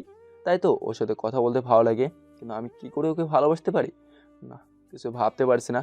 ছাদে গিয়ে সিগারেট খাচ্ছি আর আকাশের দিকে তাকিয়ে ভাবছি, দুনিয়াটা বড়ই অদ্ভুত। কত হাসি খুশি নাচছিলাম, কিন্তু একটা ঝড়ে সব ওলট পালট হয়ে গেল। চাইলেই আর সব কিছু আগের মতো হবে না। সেই সময়টা আর ফিরে পাবো না। কিছুক্ষণ পর রুমে চলে আসলাম। আর মোবাইলে অপরিচিত একটা নাম্বার থেকেই কল আসলো। রিসিভ করলাম। কি করো? আপনি কল দিচ্ছেন কেন? তোমার সাথে কথা বলতে ইচ্ছে হলো, তাই দিলাম। ভালো লাগছিল না, ইচ্ছে করছে তোমার সাথে চলে যাই। মাথা খারাপ হয়ে গেছে আপনার? ভালো কোনো ডাক্তার দেখান। ডাক্তার দেখাতে হবে না, তুমি কাছে থাকলে আমি ঠিক হয়ে যাব। ফালতু কথা বাদ দেন, ঘুমাবো আমি। কল দিয়ে বিরক্ত করবেন না। ওই, কল কাটলে তোর খবর আছে। আমার ঘুম না আসা পর্যন্ত তুই ঘুমোতে পারবি না, ততক্ষণ পর্যন্ত আমার সাথে কথা বলবি। আপনি বললেই হলো, আমি আপনার কথা শুনতে বাধ্য নই। এটা বলেই কল কেটে দিলাম। ফোন সাইলেন্ট করে ঘুমিয়ে পড়লাম। সকালে কারো স্পর্শে ঘুম ভাঙলো। চোখ খুলে দেখলাম কায়রা আমার মাথায় হাত বুলিয়ে দিচ্ছে। তাড়াতাড়ি ঘুম থেকে উঠে পড়লাম। ওই, আপনি আমার রুমে কেন? আর কি পাইছেন এটা? যখন তখন আমার রুমে এসে পড়বেন, বাবা মা কি ভাবে? কিছু ভাববে না, তারাই তো বলল তোমাকে ঘুম থেকে ওঠাতে। তারা বললো আর আপনি চলে আসলেন? আর আপনি আমাদের বাসায় কেন? এরপর আর আসবেন না, চলে যান এখনই। চলে যাওয়ার জন্য তো আসিনি। রাতে তুমি আমার কল কেটে দিলে কেন? তোমাকে না বলেছিলাম আমার ঘুম না আসা পর্যন্ত আমার সাথে কথা বলতে? আমি আপনার কথা শুনতে বাধ্য নই। আমার সঙ্গে দরজায় কে যেন নক করলো। আমি তাদের ওয়াশরুমে চলে গেলাম। এই মেয়েরা বিশ্বাস নেই, হয়তো কিসও করছে। আমার ধারণাই ঠিক, ফাজিল মেয়ে কিসও করছে। মুখের কোনো জায়গা আর বাদ রাখে নাই। কেউ যদি দেখতো তাহলে কী যে হতো। অবশ্য মান শোনার আর কিছুই বাকি নেই। কিছুক্ষণ পর ফ্রেশ হয়ে বের হলাম। কারিকে বললাম, আপনার কি লজ্জা শরম নাই? এবার যখন তখন আমাকে কিস করেনি কেন? ভালো লাগে তাই? কেন, আরও করবো নাকি? এই না, এরপর আর কখনো আমাকে কিস করবেন না। দেখা যাবে। কে ছিল? সারা নাস্তা করতে ডাকে। নাস্তা করে বাসা থেকে বের হলাম। কারাকে নিয়ে ভার্সিটিতে আসলাম। কারাকে আমার বাইকের পিছনে দেখে তো ভার্সিটির সবাই অবাক হয়ে গেছে। অবাক হওয়ারই কথা। আমি ভার্সিটিতে কোনো মেয়ের সাথে কথা বলি না।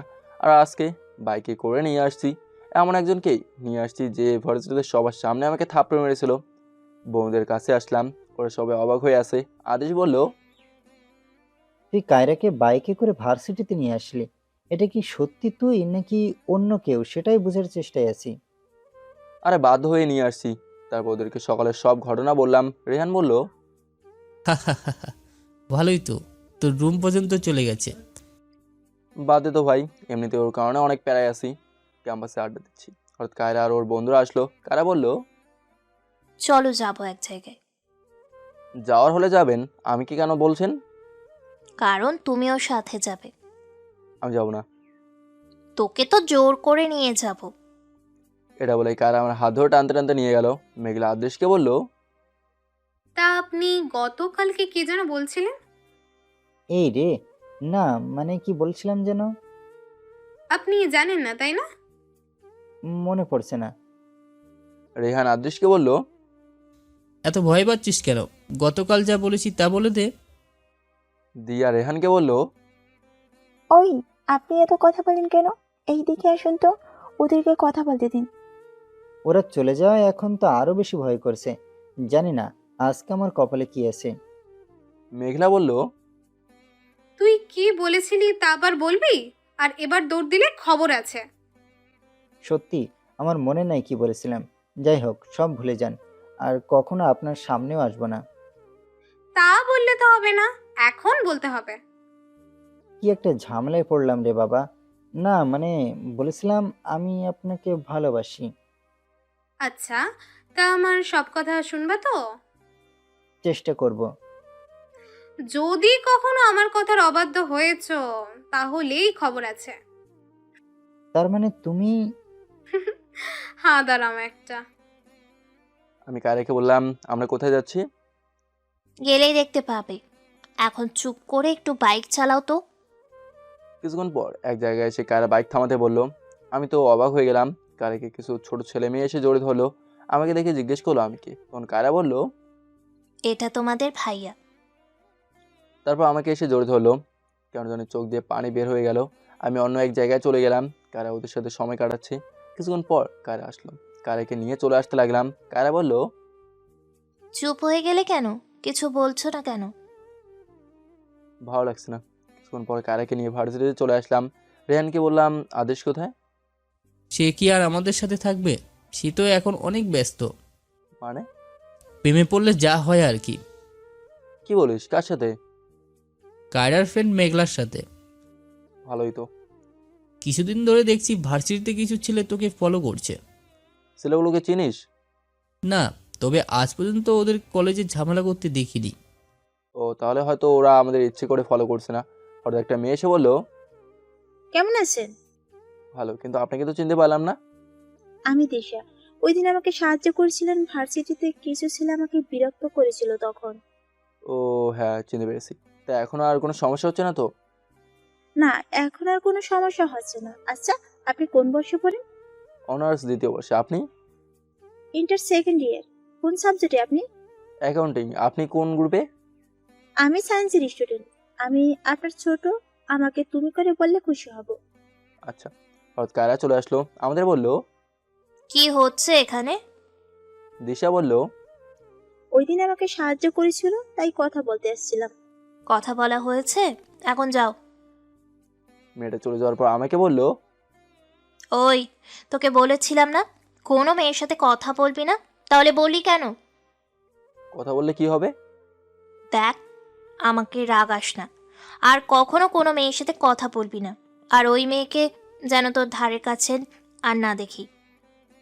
কথা বলবো আর কিছু বলতে পারলাম না, তাহলে আমার ঠোঁটে কিস করলো। কিছুক্ষণ পর ছাড়লো। কায়রা বলল, তোকে বলেছিলাম আমাকে রাগাস না। রাগ হলে যে কি করি তা আমি নিজেও জানি না। আর কখনো যদি কোনো মেয়ের সাথে কথা বলিস তাহলে তোর খবর আছে। এটা বলেই কায়রা চলে গেল। আমি ভাবতে লাগলাম, কি বদমাস মেয়ে একটা, ক্যাম্পাসের সবার সামনে কিস করলো। মেয়েটা লজ্জা কর না, ঠোঁটগুলোর কি অবস্থা করছে। বাসায় গেলে যে কি করব আল্লাহই জানে। ক্যাম্পাসের সবাই আমার দিকে তাকিয়ে আছে, হয়তো সবাই ভাবতেছে এটা কি হলো। অন্য জায়গায় চলে আসলাম। রেহান বলল, তোর ঠোঁটে কি হয়েছে? কিছু না, চা খেয়েছিলাম। কিছুক্ষণ পর বাসায় চলে আসলাম। অনেক ভয় আছি, কেউ যদি ঠোঁটের এই অবস্থা খেয়াল করে তাহলে কি বলবো। সব ওই বদমাইশ মেয়েটার জন্য হয়েছে। কিছুক্ষণ পর সারা এসে খেতে রাখলো। খেয়ে দিয়ে বিছানায় এসে শুয়ে পড়লাম। বিকেলে ঘুম থেকে উঠে বাইরে বের হলাম। এমন সময় আদৃশ কল দিল। কি খবর? তোর তো এখন আর কোনো খোঁজ খবরই পাওয়া যায় না। প্রেমে পড়ে ভুলে গেলি নাকি? বললিও না একবার। আরে আমি নিজেই তো জানতাম না। এখন লেকের পাড়ে চলে আয়, সবাই আসছে, ট্রিট দিব। আচ্ছা আসছি। কিছুক্ষণ পর লেকের পাড়ে চলে গেলাম। কারাও চলে এসেছে। সবাই মিলে নদীর পাড়ে ঘুরতে গেলাম। আদেশ, মেঘলা, রেহান, দিয়া, কায়রা আর আমি একসাথে হাঁটছি। অনেকক্ষণ ঘুরলাম।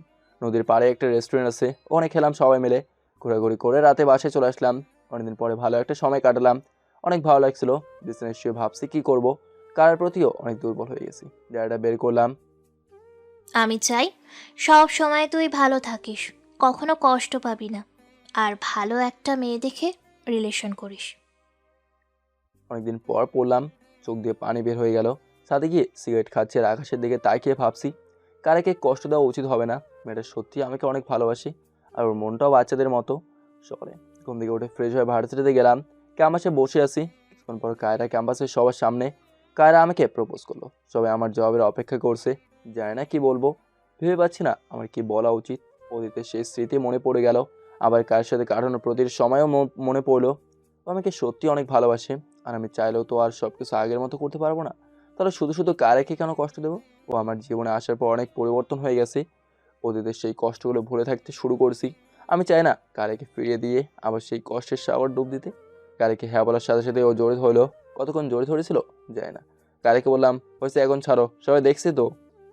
দেখুক সবাই, আমি ছাড়বো না। তুই হ্যাঁ বলতে এত সময় নিলি কেন? জানিস আমি কতটা কষ্ট পেয়েছি? আর কখনো কষ্ট পেতে দেবো না। মনে থাকে যেন। আর কখনো যদি আমার কষ্ট দিয়েছিস তাহলে তোর খবর আছে। আদৃশ বলল, যাক, অবশেষে তোদের ঝগড়া শেষ হলো। আদৃশের কথা শুনে মেঘলা বলল, এখন শুধু ওরা প্রেমালাপ করবে। কায়রা মেঘলাকে বলল, কিসের প্রেমালাপ? ওর সাথে তো প্রতিদিনই ঝগড়া করব। তুমি তো ঝগড়াটা একটা। দেখ, রাগাস না কিন্তু। আমার ইচ্ছা রাগাবো। আচ্ছা চলো কোথাও যাই। আমি, কায়রা, আদৃশ, মেঘলা ঘুরতে চলে গেলাম। আর রেহান ক্যাম্পাসে একা একা বসে আছে।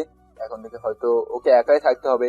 রেহান কায়রার ফ্রেন্ড ইয়াকে বলল, আপনার বয়ফ্রেন্ড আছে? কে বলুন তো? না মানে, তাহলে আপনি ঘুরতে যেতে পারতেন। আমার কোনো বয়ফ্রেন্ড নেই, আর আমার ঘুরতেও হবে না। আপনি আপনার কাজ করুন, যান। কায়রাকে নিয়ে বাসায় গেলাম। সবাই তো অবাক হয়ে গেছে, কারণ আমি তো কায়রাকে পছন্দ করতাম না। আর সেই আমি কায়রাকে নিয়ে বাসায় এসেছি। দুপুরে সবাই মিলে একসাথে খেলাম। বাবাকে বললাম খুব তাড়াতাড়ি বিয়ের ব্যবস্থা করতে। কায়রাকে আর হারাতে চাই না। বিয়ের কথা শুনে কায়রা বলল, না, আমরা এত তাড়াতাড়ি বিয়ে করব না। কারার কথায় অবাক হয়ে জিজ্ঞেস করলাম, কেন? তাড়াতাড়ি বিয়ে করলে কি সমস্যা হবে? মাত্র তো আমাদের রিলেশন শুরু হলো, আর এখনই বিয়ে? আরো পরে করব। আচ্ছা ঠিক আছে। খেয়ে দিয়ে আমি আমার রুমে আসলাম। আর কায়রা বাবা মায়ের সাথে কথা বলছি। কিছুক্ষণ পর কায়রা আসলো। ওকে বললাম, তুমি এখানে কেন? যাও সারা রুমে যাও। না, যাব না, আমি তোমার সাথে থাকবো। তুমি এখানে থাকলে সবাই কি মনে করবে বলো তো? কেউ কিছু মনে করবে না। তাহলে চলো বিয়ে করে ফেলি। না, বিয়ের পরে করব। তাহলে যাও এখন। না, যাব না। তাহলে তুমি থাকো, আমি অন্য রুমে যাই। রুম থেকে চলে আসলাম। অন্য রুমে গিয়ে শুয়ে পড়লাম। বিকেলে ঘুম থেকে উঠলাম। তারপর কারেকে নিয়ে বেরিয়ে পড়লাম। ওকে ওর বাসায় রেখে আসলাম। হঠাৎ আদৃশ কল দিল। তাড়াতাড়ি আমাদের গোপন জায়গায় চলে আয়। আচ্ছা আসছি। কিছুটা চিন্তায়ও পড়ে গেলাম। হঠাৎ ভাবে কল দিয়ে যেতে বললো। কিছু তো একটা হয়েছে। ওখানে যাওয়ার পর ওদেরকে বললাম কি হয়েছে, ওরা এখানে আসতে বললি কেন? আদিশ বলল, আমরাও ঠিক বুঝতে পারছি না, ভার্সিটিতে তোকে কিছু ছেলে ফলো করেছিল মনে আছে? হ্যাঁ ভেবেছিলাম হয়তো আমাদের ভুল হচ্ছে। রিহান বলল, না, তুই ঠিক ছিলি। ওরা সত্যিই তোকে ফলো করছিল, শুধু ভার্সিটি না, ভার্সিটির বাইরে সবসময় তোকে ফলো করেই আসছে। আদিশ বলল, ওদের পিছনে আমাদের লোক লাগিয়ে দিয়েছিলাম, আজকে ওদের ধরে আনলাম। কতজন ওরা? 4 জন। চল তো ওদের কাছে। ছেলেগুলোর কাছে চলে আসলাম, ওদেরকে বাঁধন খুলে দিয়ে বললাম, কে তোরা? তোদেরকে তো ভার্সিটিতে কোনো ঝামেলাও করতে দেখিনি। ছেলেগুলো আমার কথা শুনে হাসতে লাগলো, আমাকে বলল, আমরা কে সেটা জানা তোর কাছে গুরুত্বপূর্ণ নয়। আদিশ বলল, ঠিকঠাক জবাব দে, তোদেরকে এখানে মেরে ফেললে তোদের লাশও কেউ পাবে না। মরার ভয় আমাদের দেখাস না, তা অন্য কাউকে দেখাবি। ছেলেগুলোর এমন আচরণে রিহান রেগে গেল, ওদেরকে ইচ্ছে মতো মারতে লাগলো। ছেলেগুলোকে বলল, যা বলা হচ্ছে তার জবাব দে, তা না হলে দেখতে পারবি আমরা কতটা খারাপ। আমাদের থেকে তো তোরা বেশি ভয়ে আছিস, ভালোই লাগছে তোদের এভাবে দেখতে। আদিশ রেগে গেল অনেক। আমি আদিশকে বললাম, আদিশ থাম। আমি ছেলেগুলোকে বললাম, শেষবারের মতো বলছি, কে তোরা? আমার থেকে কি চাস? আমরা কে সেটা জানা তোর কাছে জরুরি নয়, আমরা কেন তোকে ফলো করছি সেটা জানা তোর কাছে গুরুত্বপূর্ণ বিষয়। কেন ফলো করছিস আমাকে? ছেলেগুলো কিছু না বলে শুধু হাসতে লাগলো। ছেলেগুলো আমাকে বলল, তোকে মেরে ফেলার জন্য ফলো করেছি, কিন্তু সুযোগ পাচ্ছি না। তবে একটা কথা শুনি রাখ, রিক, তুই আর বেশি দিন বাঁচতে পারবি না। আজ বা কাল কেউ তোকে মারবেই। কেন মারতে চাস আমাকে? ভয় পাস না, তোকে ভয় পেতে দেখলে আমাদের মারতে ভালো লাগবে না। তোর মারার কারণটা আমরাও জানি না, আর জানার দরকারও নেই। আমরা শুধু অর্ডার ফলো করছি। আদিশ ছেলেগুলোকে বলল, কেউ কেন রিতকে মারতে চাইবে? ওকে মেরে তোদের কি লাভ হবে? হয়তো অনেক লাভ হবে, তবে একটা কথা শুনি রাখ, তুই চাইলেও এই গোলক দাদা থেকে বের হতে পারবি না। কেউ না কেউ তোকে মারবেই, আর এমন কষ্ট দিয়ে মারবে যা তুই কল্পনাও করতে পারবি না। রিহান বলল, অনেক বলেছিস, সবকিছু ঠিকঠাক না বললে তোদেরকে এমন কষ্ট দিব যে তোরা নিজেরাই মরার জন্য পাগল হয়ে যাবি। তারা এমনটা করতেছে আমার সাথে? জানি না। ওদেরকে ওখানে রেখে চলে আসলাম। ভাবতেছি হচ্ছে সব কি আমার সাথে এমন করছে, কেন করছে, কিছু মাথায় ঢুকছে না। খুব তাড়াতাড়ি এই রহস্যের জাল থেকে বের হতে হবে। আদিশ বলল, তুই চিন্তা করিস না, খুব তাড়াতাড়ি ওদের ধরে ফেলবো। রিহান বলল, আমাদের সবাই সর্বদা তোকে ফলো করে যাবে।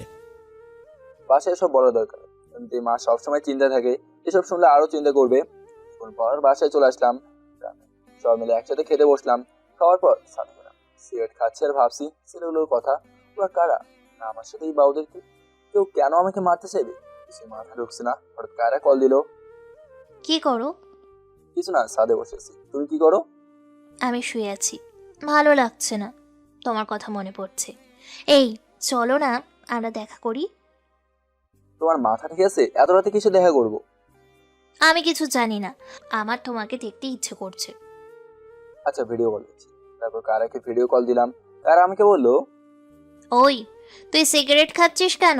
তোকে না বললাম সিগারেটটা না খেতে? এই রে, সিগারেটের কথা তো মনেই ছিল না। আসলে ভালো লাগতেছিল না তাই। ওই ভালো না লাগলে তুই সিগারেট খাবি? তুই আমাকে একটুও ভালোবাসিস না, তাই তো তোর মন খারাপের কারণ আমাকে বলিস না। সরি, তোমাকে সকালে বলতে চাইছিলাম। সবই বুঝি আমি, তুই আমাকে একটুও ভালোবাসিস না। ওই ফালতু কথা বলো কেন? আমি তো তোমাকে অনেক ভালোবাসি, তা তুমিও জানো। তাহলে এখনই আমার বাসার সামনে আয়। এত রাতে কিভাবে যাব? সবাই কি ভাববে? তার মানে তুই আসবি না? 10 মিনিটের মধ্যে তুই যদি আমার বাসার নিচে না আসিস, তাহলে আমি তোর বাসায় চলে যাব। এই না, বলি তো এখন কি করবো, কি একটা ঝামেলায় পড়লাম। এখন যদি না যাই তাহলে ও যা জেদি মেয়ে, ও তো সত্যি আমার বাসায় চলে আসবে। তার বাসার নিচে গিয়ে ওরে কল দিলাম, আসছে তো নিচে। 2 মিনিট দেরি হয়েছে, এর জন্য শাস্তি পেতে হবে। তা কি শাস্তি দিবা? দাঁড়াও, আসছি আমি। মানে বলার আগেই কল কেটে দিল। একটু পর কার আসলো আর এসেই ঠোঁটে কিস করলো। এটা কি হলো? কিস দিলাম, 2 মিনিট দেরি করে এসেছো, তাই 2বার কিস করব। এটা বলে আবার কিস করলো। ওই এত রাতে এসব কি বলছো? আর করছো? আমার ভালো লাগছে তাই করছি। এখন বলো তোমার কি হয়েছে? অনেকদিন ধরেই আমাকে কিছু ছেলে ফলো করছিল, আজকে তাদের ধরে এনেছি। পরে তাদের জিজ্ঞেস করার পর বললো আমাকে মেরে ফেলার জন্য ফলো করছিল, কিন্তু কে বা কারা কেন আমাকে মারতে চায় সেসব কিছুই বলে নাই। তাই ভাবতেছিলাম কে সব করছে। তার চোখ দিয়ে পানি বের হয়ে গেল, কাঁদতে কাঁদতে আমাকে জড়িয়ে ধরলো। আমাকে মাফ করে দাও, আমি বুঝতে পারিনি তোমাকে এত রাতে এখানে আসতে বলা একদমই ঠিক হয়নি। পাগলি কথা, কাঁদছো কেন? আর আমার তোমাকে দেখতে ইচ্ছে করছিল তাই আসছি, তুমি না বললেও আসতাম। তার আমাকে থাপ্পড় মেরে বললো, তোর সাথে এত কিছু হচ্ছে তারপরে তুই এত রাতে আসলি কেন? যদি তোর কিছু হয়ে যেত? তোমাকে ভালোবাসি যে তাই। আর আমার কিছুই হবে না, আর যদি কিছু হয় তাতেও ভয় করি না। কুত্তা, তোকে এখন আমিই মেরে ফেলবো। উল্টাপাল্টা বলিস কেন? কাঁদতে কাঁদতে বললো কায়রা।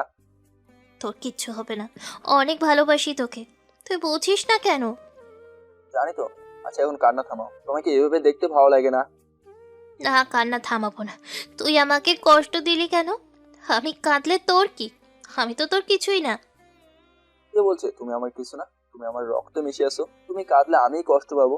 প্লিজ কান্না থামাও।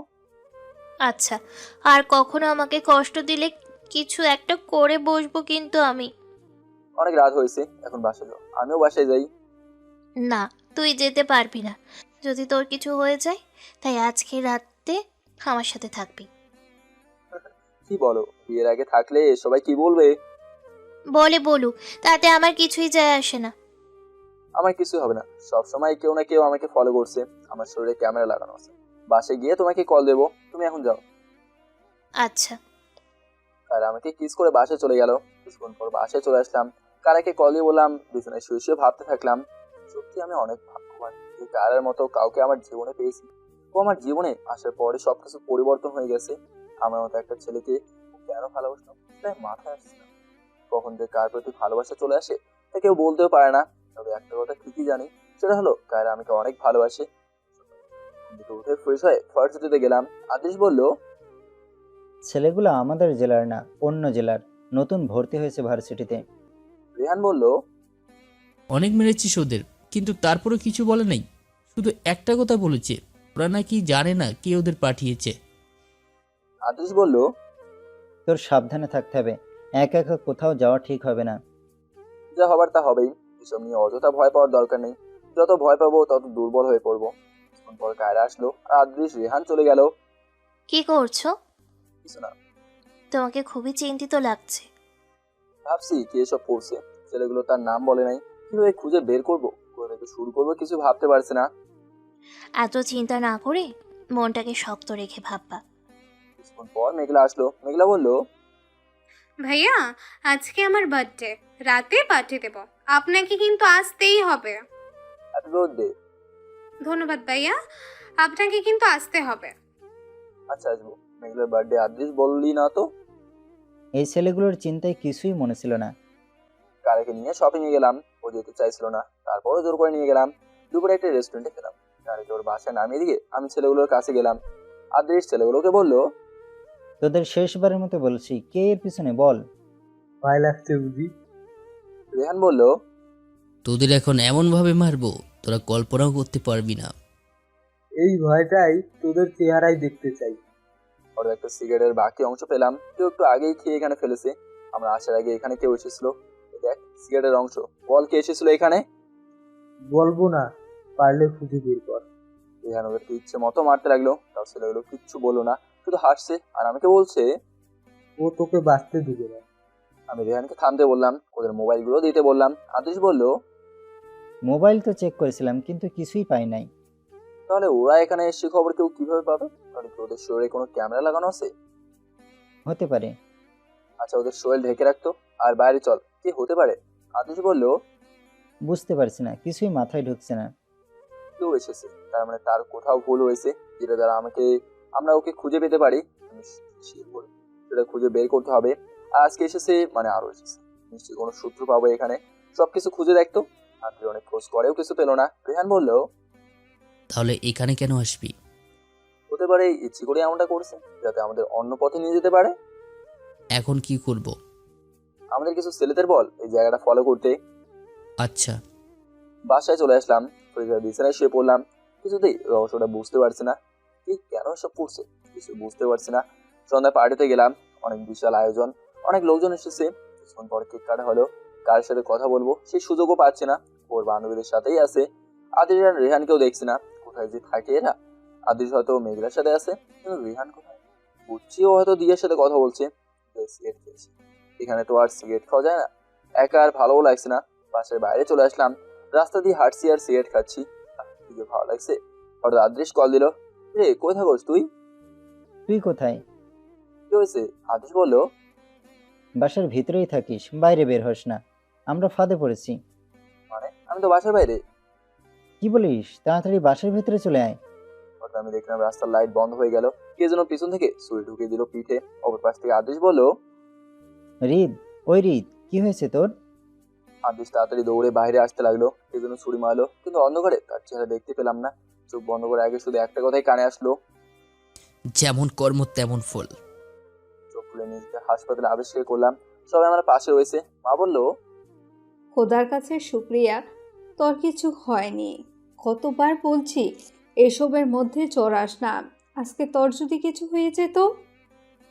আমার সময় ডাক্তার এসে বললো, রোগীকে বিরক্ত করা ঠিক হবে না, আপনারা বাইরে যান সবাই। এখন মোটামুটি সুস্থ।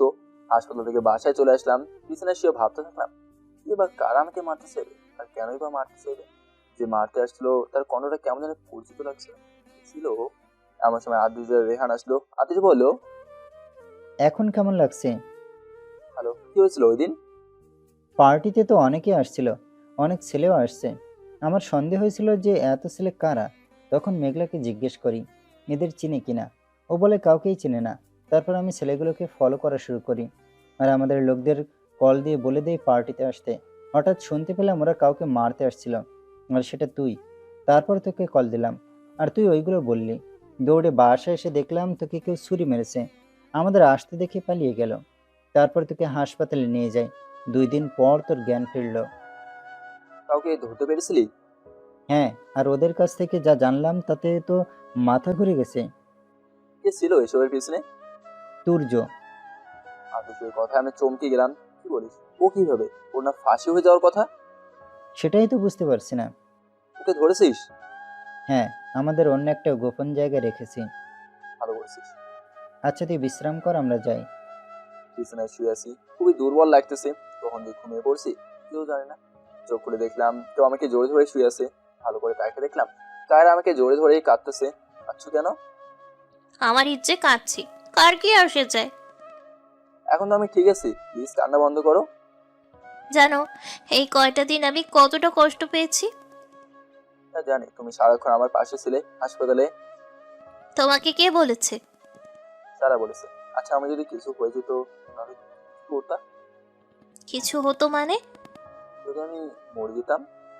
ওই কুত্তা, আবার যদি এই কথা বলিস তাহলে তোর খবর আছে। তোর কিছু হলে আমি কিভাবে থাকতাম? তোর কিছু হতে পারবে না, তুই সব সময় আমার পাশে থাকবি। কাঁদতে কাঁদতে আমাকে জোরে ধরলো কায়রা। 10 দিন কেটে গেল, এখন পুরোপুরি সুস্থ। তাই বাইরে বের হলাম।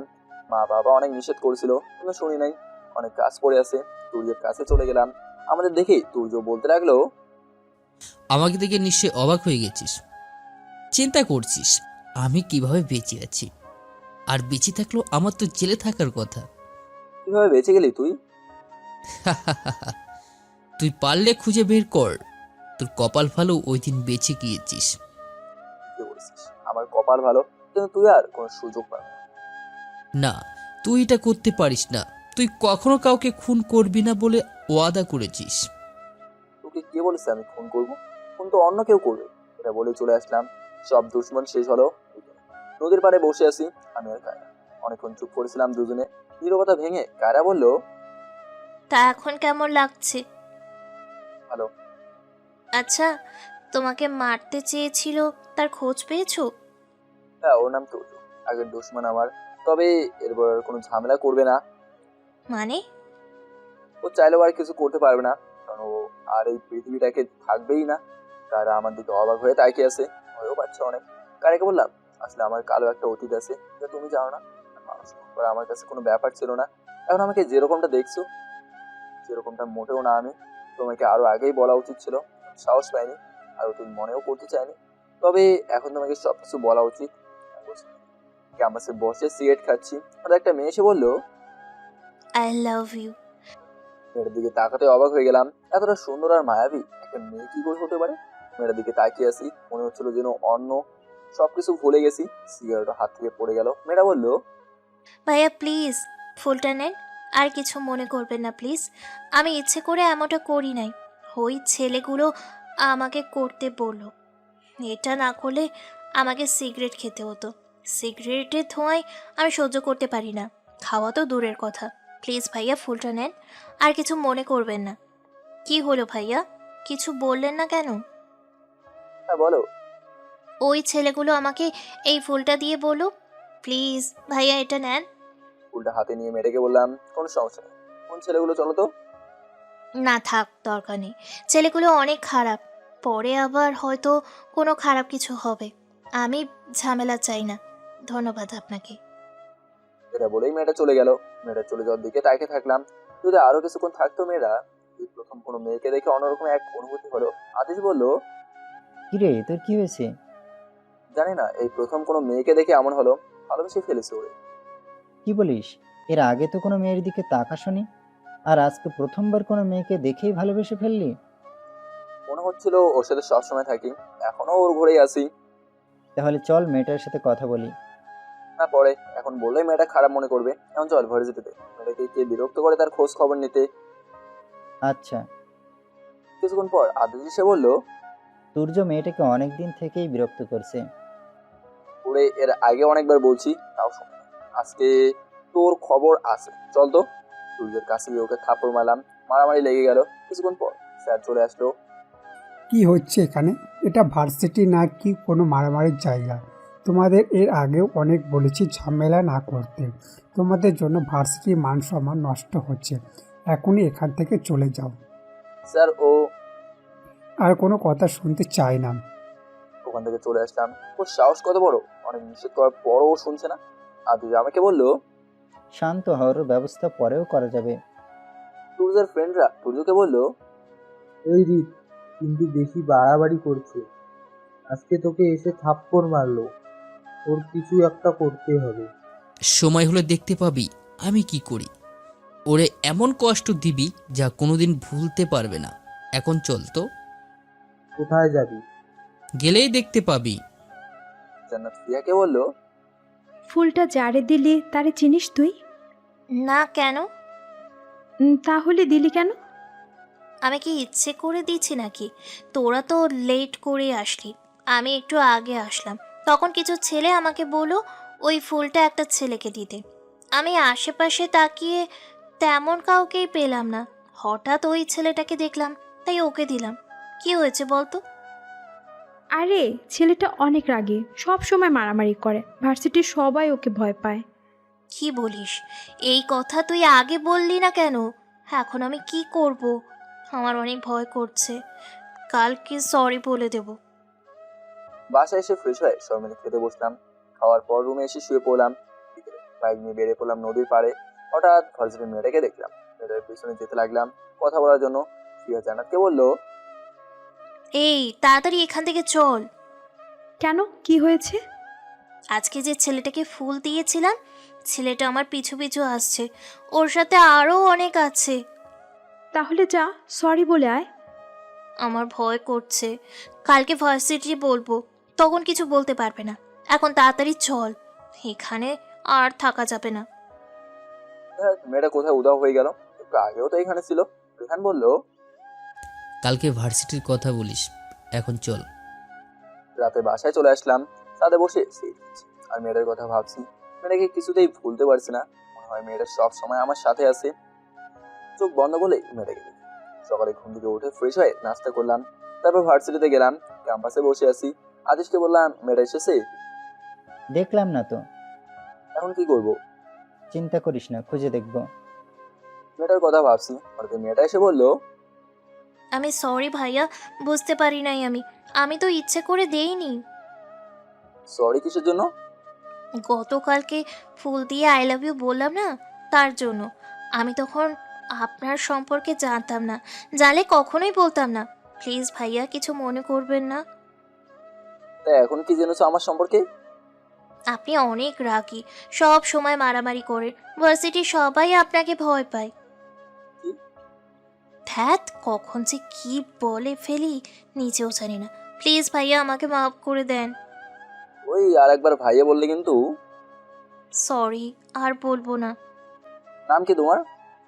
ফিহা। ভালো। আর আমার নাম রিত। আমাকে রিত বলেই ডাকবে। আর ভার্সিটিতে এসে প্রতিদিন আমার সাথে কথা বলবে। আর তোমার নাম্বার দাও। 01685। আমি তাহলে এখন যাই? আমি যা বলেছি মনে থাকবে? থাকবে। আচ্ছা যাও। মেয়েটা একদম বাচ্চাদের মতো, এই জন্য ওকে এত ভালো লাগে। আদেশ বললো, ঠিকই বলেছিস, মেয়েটা অন্য সবার থেকে আলাদা, মনটা একদম বাচ্চাদের মতো। রেহান বলল, দোস্ত, ওই মেয়েটা তোর জন্য ঠিক আছে, ওকে কখনো হারিয়ে ফেলিস না। হারিয়ে ফেলার প্রশ্নই ওঠে না। কিন্তু কি করে মেয়েটার ভালোবাসা পাবি? কেন? মেয়েটা মারামারি তো একদমই পছন্দ করে না, সিগারেটের ধোঁয়াও সহ্য করতে পারে না। আদেশ বলল, মেয়েটার মন বাচ্চাদের মতো, তাই ওর হয়তো তোকে পছন্দ হবে না। ওই জন্য সব ছেড়ে দেবো, আমার শুধু ওকে চাই। জান্নাত ফিয়াকে বলল, কি হলো, সরি বলেছিস? বলেছি, কিন্তু তাকে ভাইয়া বলা যাবে না। প্রতিদিন ভার্সিটিতে এসে তার সাথে কথা বলতে হবে, আর আমার নাম্বারও নিয়েছে। তুই হাসছিস, আর আমি চিন্তায় আছি। আচ্ছা, হাসবো না, এখন চল। বাসায় এসে ফ্রেশ হয়ে সবাই মিলে খেতে বসলাম। খাওয়ার পর বিছানায় এসে শুয়ে পড়লাম। ভাবলাম ফিয়াকে একটা কল দেওয়া যায়। এই ভাবা সেই কাজ। ফিয়াকে কল দিলাম, কিন্তু রিসিভ হলো না। আবার কল দিলাম, তাও রিসিভ হলো না। হ্যাঁ, মাথাটাই গরম হয়ে গেল। কালকে ভার্সিটিতে আসুক, আমার কল রিসিভ না করা। ঘুম থেকে উঠে বাইরে বের হলাম, পার্কে গেলাম বন্ধুদের সাথে। ফিয়াকে দেখে অবাক হয়ে গেলাম। ও কিছু পথ শিশুদের সাথে আড্ডা দিচ্ছে, ওদের সাথে হেসে হেসে কথা বলছে। ওকে দেখে একদম বাচ্চাদের মতো লাগছে। অনেকক্ষণ দাঁড়িয়ে থেকে দেখলাম, কিছুক্ষণ পর ওর বান্ধবীদের সাথে চলে গেল। আমরা সেখান থেকে চলে এসে একটা বেঞ্চের উপর বসে আড্ডা দিচ্ছি। আতিশ বলল, দোস্ত, ফিহা অনেক ভালো একটা মেয়ে, একদম বাচ্চাদের মতো। ঠিক বলেছিস, এজন্যই তো ওকে এত ভালোবাসি। দেখ, ফিহা আমাদের পাশেই বেঞ্চে বসে আড্ডা দিচ্ছে। তোরা থাক, আমি কথা বলে আসি। ফিহা জান্নাতকে বলল, ওই, এত জায়গা থাকতে তোরা এখানে এসে বসলি কেন? কেন, কি হয়েছে? ভার্সিটি ওই ছেলেটা, হৃদ না যেন কি নাম, আমাদের দিকেই আসছে। আর দুপুরে কলও দিয়েছিল, আমি রিসিভ করিনি। এখন আমি কি করব? সব হয়েছে তোদের জন্য। আমরা কি করেছি? তোরা এখানে না আসলে ও তো আর আমাকে দেখতে পেতো না। সত্যি তুই একটা বাচ্চা। তুই কি আর ভার্সিটিতে না যেয়ে থাকতি? নাকি সে তো তোকে ভার্সিটি যেতে দেখতই? তাহলে এখন সমস্যা কোথায়? আর তুই কল রিসিভ করিসনি কেন? এখন কথা বল। আমার ভয় করছে। ও খোদা, এবারের মতো বাঁচিয়ে নাও। এরপর ওর কল রিসিভ করব। তা ম্যাডাম, আপনি এখানে কি করেন? বন্ধুদের সাথে ঘুরতে এসেছি। আমি কি করি তা জিজ্ঞেস করবেন না? আপনিও হয়তো ঘুরতে এসেছেন, এখানে তো সবাই ঘুরতেই আসে। তাই বলে তুমি জিজ্ঞেস করবে না? আমার সাথে এরকম কথা বললে আমি কিন্তু কেঁদে ফেলবো। কোন পিচ্চি পাল্লায় পড়লাম। আমি একদমই পিচ্ছি না। তা তো দেখতেই পাচ্ছি। তুমি দুপুরে আমার কল রিসিভ করনি কেন? এই ভয়টাই পাচ্ছিলাম। না মানে, আসলে আমি ঘুমিয়েছিলাম আর মোবাইল সাইলেন্ট ছিল। মিথ্যা বলতে পারো না, তা বলো কেন? রাতে আমার কল রিসিভ করবা, ঠিক আছে? কখন কল দিবেন? মানে? যদি আমি অন্য কোনো কাজে থাকি বা মোবাইলে যদি চার্জ না থাকে, তাই জিজ্ঞেস করলাম কখন কল দিবেন। মোবাইলে চার্জ থাকবে না কেন? আমি গেম খেলি তাই। আরে পিচ্ছি, রাতে যে কোনো সময় দেবো। 12টার আগে দিয়েন, কারণ আমি তাড়াতাড়ি ঘুমিয়ে যাই। আচ্ছা। ওদের কাছ থেকে চলে আসলাম। মন যায় ওর সাথে সারাক্ষণ কথা বলি। মেয়েটা একদম অবুঝ। জান্নাত ফিয়াকে বলল, তোর কি কখনো বুদ্ধি হবে না? আমি আবার কি করলাম? কিছুই করিসনি, এখন চল। রাতে ফিয়াকে কল দিলাম। কল দেওয়ার সাথে সাথে রিসিভ করলো। মনে হলো ফোন হাতে নিয়ে বসেছিল। কি করো? গেম খেলতেছিলাম। পড়ালেখা নাই, এত গেম খেলো কেন? পড়ছি তো, পড়ার পর গেম খেলি। খাইছো রাতে? না, কেন খাও নাই? খেতে ভালো লাগছে না। বললেই হলো, খেতে হবে তোমাকে। না, খাবো না আমি। মায়ের দেবো কিন্তু। তা পারবেন না, কারণ আমি এখন আপনার সামনে নাই। আমরা তো ফোনে কথা বলতেছি। আরে পিচ্ছি, কবে যে তুমি সবকিছু বুঝবা? আমি পিচ্ছি না। আচ্ছা, তুমি কি আমাকে কিছু জিজ্ঞেস করবে না? কি জিজ্ঞেস করব? কেমন আছি আমি, কি করছি এসব? আচ্ছা, এখন থেকে জিজ্ঞেস করব। কেমন আছেন আপনি? ভালো, তুমি? আমি সবসময় ভালো থাকি। কি করেন? তোমার সাথে কথা বলি, তুমি কি করো? আমি তো এতক্ষণ গেম খেলতেছিলাম, এখন আপনার সাথে কথা বলতেছি। তাই? তা এখন খেয়ে নাও। ভালো লাগতেছে না তো। বলছি না খাও। আমার সাথে রাগীভাবে কথা বলবেন না। কেউ আমার সাথে রাগীভাবে কথা বললে আমি কান্না করে দেই। আচ্ছা, আর বলবো না, তা এখন খেয়ে নাও বাবু। আমি তো বাবু না। জানি আমি। তাহলে বললেন কেন? এমনি বলছি, এখন প্লিজ খেয়ে নাও। আচ্ছা, ক্ষুধা লাগলে খাবো। আরে কপাল। আচ্ছা, এখন রাখি। আচ্ছা, মেয়েদের সাথে কথা বললে পাগল হয়ে যাবো। এত অবুঝ একটা মেয়ে কি করে হতে পারে, না দেখলে বুঝতাম না। তবে এই অবুঝ মেয়েটাকে অনেক বেশি ভালোবেসে ফেলেছি। রিয়া জান্নাতকে বললো, জান্নাত, ছেলেটা তো অতটা খারাপ না। কোন ছেলেটা? আরে ভার্সিটির ওই ছেলেটা। তা আমি কি তোকে বলেছি ছেলেটা খারাপ? ছেলেটা ভালোই, সবাইকে সাহায্য করে। ওর জন্য ভার্সিটিতে মেয়েরা শান্তিতে থাকতে পারে, কোনো ছেলেরা বিরক্ত করে না। তবে ছেলেটা মারামারি করে, তাই তো ভার্সিটির সবাই ওকে ভয় পায়। আচ্ছা, সে আমাকে কথায় কথায় পিচ্ছি বলে। আমি কি সত্যিই পিচ্ছি নাকি? সে ঠিকই বলে, তুই তো পিচ্ছি। সকালে ঘুম থেকে উঠে ফ্রেশ হয়ে নাস্তা করলাম, তারপর ভার্সিটিতে চলে আসলাম। ক্যাম্পাসে বসে ফিরার জন্য অপেক্ষা করছি। এই মেয়েটাও না কখন যে ভার্সিটিতে আসে বুঝতেই পারে না। আতে এসে বললো, তা কি খবর? ভালো না, মেয়েটা একদম পিচ্ছি, কিছুই বুঝতেই চায় না। রাতে বললাম বাবু বলে, আমি বাবু না, আমাকে বাবু বলবেন না। তুই হাসছিস আর আমি চিন্তায় আছি। হ্যাঁ হ্যাঁ, রিয়াকে ভালোবাসার কথা বললে ও কি রিয়াক্ট করবে এটা নিয়ে। আমার তো মনে হয় ও সব প্রেম ভালোবাসাই বোঝে না। তুই বুঝিয়ে দিবি। কিছুক্ষণ পর ফিয়া আসলো আর রেহান অন্য জায়গায় চলে গেল। ফিয়া বললো, বলেন। মানে কি বলবো? আপনি বললেন না প্রতিদিন ভার্সিটিতে এসে আপনার সাথে কথা বলতে, তাই তো এলাম। এখন কি বলবেন বলেন। আমারে কি আও বিষ দাও। বিষ দিয়ে কি করবেন? খাবো, কপাল আমার। আচ্ছা, তোমাকে কিছু জিজ্ঞেস করবো, এটা একটা উত্তর দিবা, ঠিক আছে? আচ্ছা, বলেন। তোমার কি কখনো বয়ফ্রেন্ড ছিল বা এখনো আছে? না, আমার কখনো কোনো ছেলে বন্ধু ছিল না, আর এখনো নাই। আসবো না কাঁদবো বুঝতে পারছি না। এরকম উত্তর শোনার জন্য আমি একদমই প্রস্তুত ছিলাম না। আরে কখনো কি কাউকে ভালোবেসেছিলে? বলেছিলাম। কাকে? আমার বাবা মাকে, কিন্তু তারা এখন আর বেঁচে নেই। আমি ছোট থাকতেই তারা মারা যায়। তারপর থেকে আমি মামার কাছে থাকি। অনেক ভালোবাসেন তারা আমাকে, কখনো কষ্ট পেতে দেয়নি। আর জান্নাত আমার মামাতো বোন। ওদের মনটা খারাপ হয়ে গেল। ফিরে করলাম, সরি। আমি সরি কেন? তোমার বাবা মার কথা মনে করে দিয়ে তোমাকে কষ্ট দিলাম। আপনি তো আর ইচ্ছে করে করেননি, তাই না? আপনি তো জানতেন না, তাই বলেছেন। এটা একদম অবশ্য প্রেম ভালোবাসার মধ্যে নাই, তা বুঝলাম। আমি চিন্তায় আছি, আমি কিভাবে কি করব। ফিয়া বললো, আচ্ছা, আপনাকে কিছু জিজ্ঞেস করব?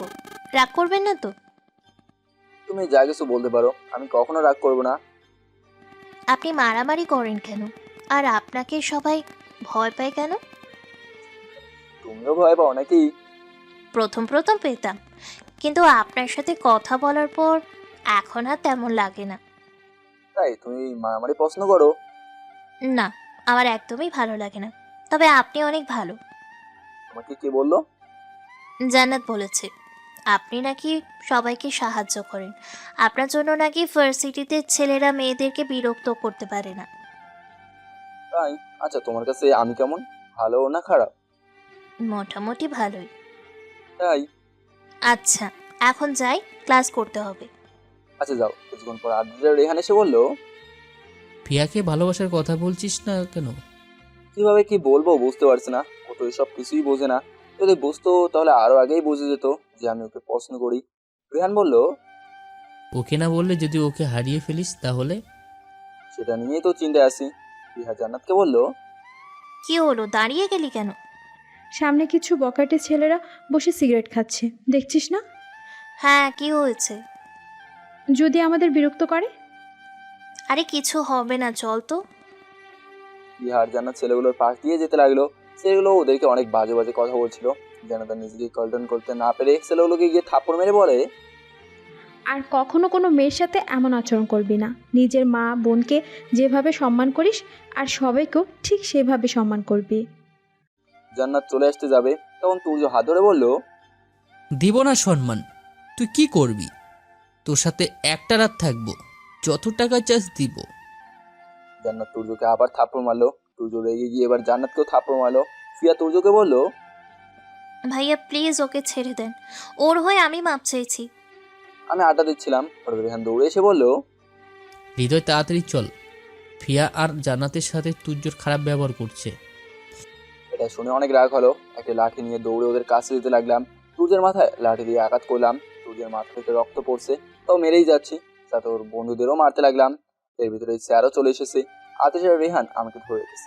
আতিশ আমাকে বলল, অনেক মেরেছিস, আর মারলে তো মরে যাবে। মেরেই ফেলবো ওকে। ও ওদের সাথে খারাপ ব্যবহার কেন করবে? ওকে মেরে জেলে যেতে চাস তুই? তাহলে কি ফিয়াকে পাবি? স্যার এসে বলল, এসব কী হচ্ছে রিত? এর আগেও তোমাকে অনেকবার বলেছি, আর আজকে মেরে ফেলার চেষ্টা করছো। আপনি চুপ করুন, তা নাহলে ভুলে যাবো আপনি স্যার। সব দোষ আপনার। ও এর আগে অনেক মেয়েদের সাথে খারাপ ব্যবহার করছে, তারপর আপনি কোনো ব্যবস্থা নেন নাই।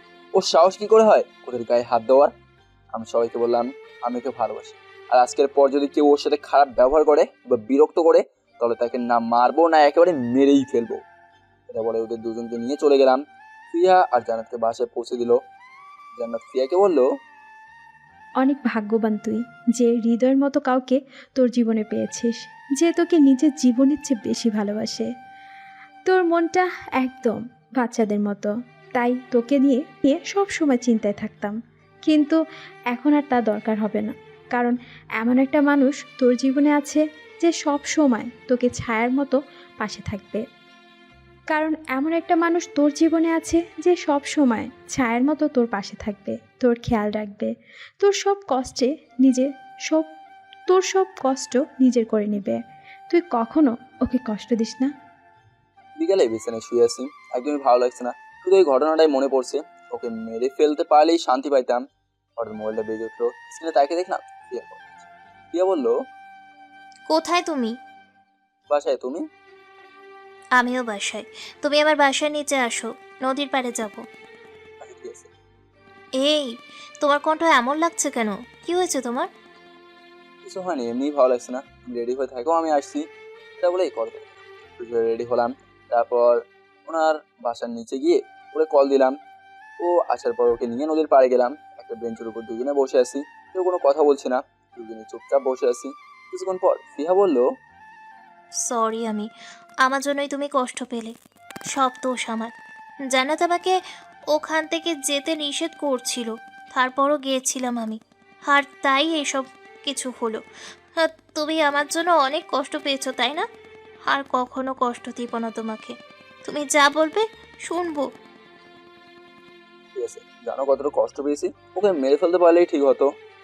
ওসব কথা বাদ দাও, ওগুলো আর মনে রাখার দরকার নেই। এখন একটু ভালোভাবে কথা বলো, তা না হলে আমি কান্না করব। হ্যাঁ, তোমার পিচ্ছি।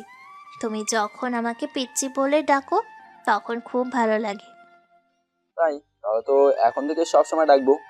বেঞ্চের উপর বসে আছি, তুই আমার কাঁধে মাথা রাখলো। কতটা ভালো লাগছিল বলে বোঝাতে পারবো না। শুধু চাই এই পিচ্ছি মেয়েটা সবসময় আমার সাথে থাকুক। প্রিয়াকে বললাম, তোমার জন্য একটা সারপ্রাইজ আছে। কি সারপ্রাইজ? চলো দেখাচ্ছি তোমাকে। কোথায়? যেখানে ইচ্ছে যাবো। কেন, আমার সাথে যেতে ভয় করছে নাকি? ভয় কেন করবে? তোমার সাথে যেখানে খুশি যেতে পারি। চলো চলো। বাইকে করে প্রিয়াকে নিয়ে যেতে লাগলাম। কিছুক্ষণ পর একটা বাসার সামনে এসে থামলাম। প্রিয়া বলল, এখানে থামালে কেন? তোমার সাথে একই সময় কাটাবো, চলো। আমি জানি সেটা তুমি কখনো করবে না। তাহলে জিজ্ঞেস করলে কেন? এমনি। তোমার চোখ বন্ধ করো, তারপর যাবো। আচ্ছা ঠিক আছে। প্রিয়াকে ধরে ভেতরে নিয়ে গেলাম, তারপর চোখ খুলতে বললাম। তখন সবাই একসাথে বললো হ্যাপি বার্থডে। চোখ দিয়ে পানি বের হয়ে গেল। আমার সব পরিচিতরাই এখানে আছে। সবচেয়ে বেশি অবাক হলাম পথ শিশুদের দেখে। হৃদয় বলল, আমি জানি তুমি ওদের দেখে অবাক হচ্ছ। আজ থেকে ওদের সব দায়িত্ব আমার। আমি ওদের লেখাপড়া করাবো, অন্য সব ছেলেমেয়েদের মতো ওদের গড়ে তুলবো। তোমার সব কষ্ট আনন্দ আমার, তোমার ইচ্ছে আমার ইচ্ছা। একটা ছায়া হয়ে সবসময় তোমার পাশে থাকবো। প্রিয়া কাঁদতে কাঁদতে আমাকে জড়িয়ে হলো। এত ভালোবাসো কেন আমায়? যদি কখনো হারিয়ে যাই আমি? তুমি পিচ্ছি, তাই তো তোমাকে ভালোবাসি। তুমি চাইলেও আমার থেকে দূরে থাকতে পারবে না। সব সময় তোমার সাথে থাকবো। এবার প্রিয়া কেক কেটে প্রথমে আমাকে খাইয়ে দিল, তারপর এক এক করে সবাইকে দিল। রাতে ফিয়ার জানাতকে বাসায় পৌঁছে দিলাম, তারপর বাসায় চলে আসলাম। ফ্রেশ হয়ে ছাদে গেলাম, একটা সিগারেট ধরালাম। হঠাৎ ফিয়া কল দিল। বাসায় গেছো? হ্যাঁ, এই মাত্র আসলাম। তোমাকে না বললাম বাসায় পৌঁছে কল দিবা? মনে ছিল না আমার। মনে থাকবেও না। রাগ করো না, সত্যি আমার মনে ছিল না। আচ্ছা কি করো এখন? এই তো সাত দাঁড়িয়েছি। সিগারেট খাচ্ছ তুমি? কই না তো। মিথ্যে বলবা না। না মানে তুমি সিগারেট খাচ্ছি, কিন্তু তুমি কি করে বুঝলা? এত রাতে যখন ছাদে, তার মানে তো সিগারেটই খাচ্ছ। সিগারেট না খেলে কেউ এত রাতে ছাদে আসে না। তুমি পিচ্ছি হলো, মাথায় বুদ্ধি আছে। তাই? আচ্ছা যাও, এখন রুমে যাও। আচ্ছা যাচ্ছি। রুমে চলে আসলাম, অনেকক্ষণ ফ্রের সাথে কথা বললাম, তারপর শুয়ে পড়লাম। বিছানা শুয়ে ভাবছি যত তাড়াতাড়ি পারে ওকে নিজের করে আনতে হবে, মানে বিয়ে করতে হবে। সবসময় ওকে নিয়ে ভয়ে থাকি। মনে হয় এই বুঝোকে হারিয়ে ফেলছি। যে আমরা সবসময় বেশি চাই, সেটা নিয়ে হয়তো সব থেকে বেশি ভয় থাকি। তখন যে ঘুমিয়ে পড়ছি। সকালে ঘুম থেকে উঠে ফ্রেশ হয়ে নাস্তা করলাম, তারপর ভার্সিটিতে গেলাম। ক্যাম্পাসে বন্ধুদের সাথে বসে আছি। আতিশ বলল, ট্রিট তো দিলি না। কিসের ট্রিট? তোরা রিলেশনে গেলি তাই ট্রিট দিবি? আচ্ছা দিব।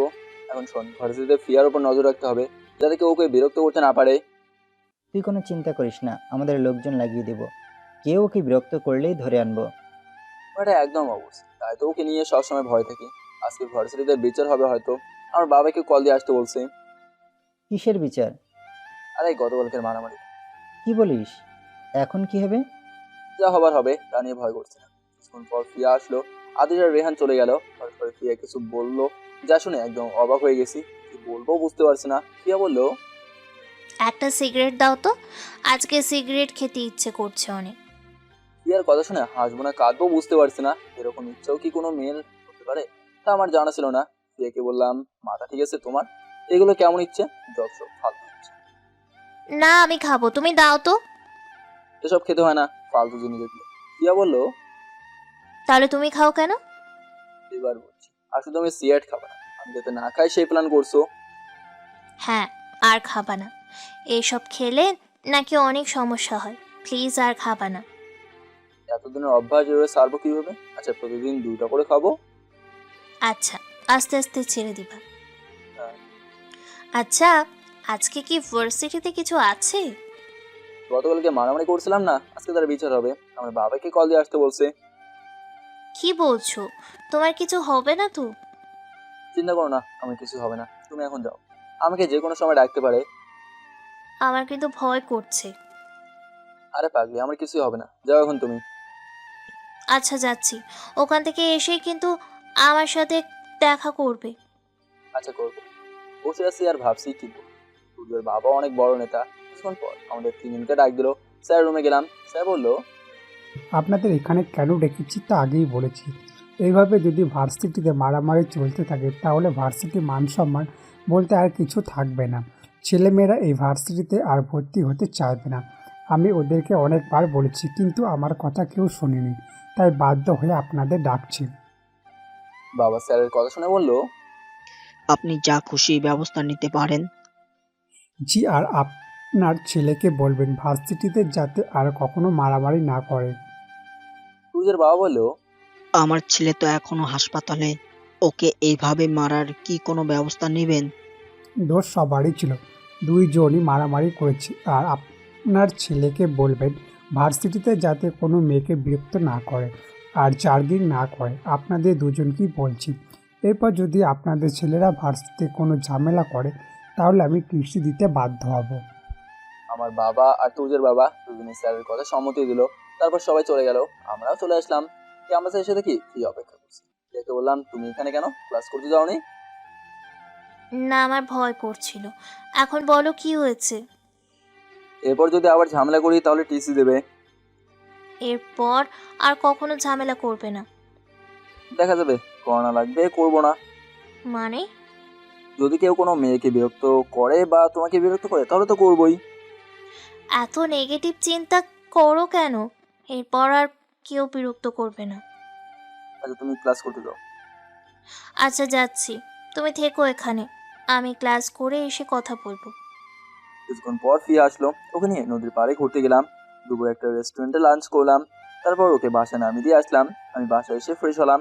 তারপর বাবা ডাকলো। বাবা বললো, এসব কি রিত? ওকে এইভাবে কেন মেরেছিস?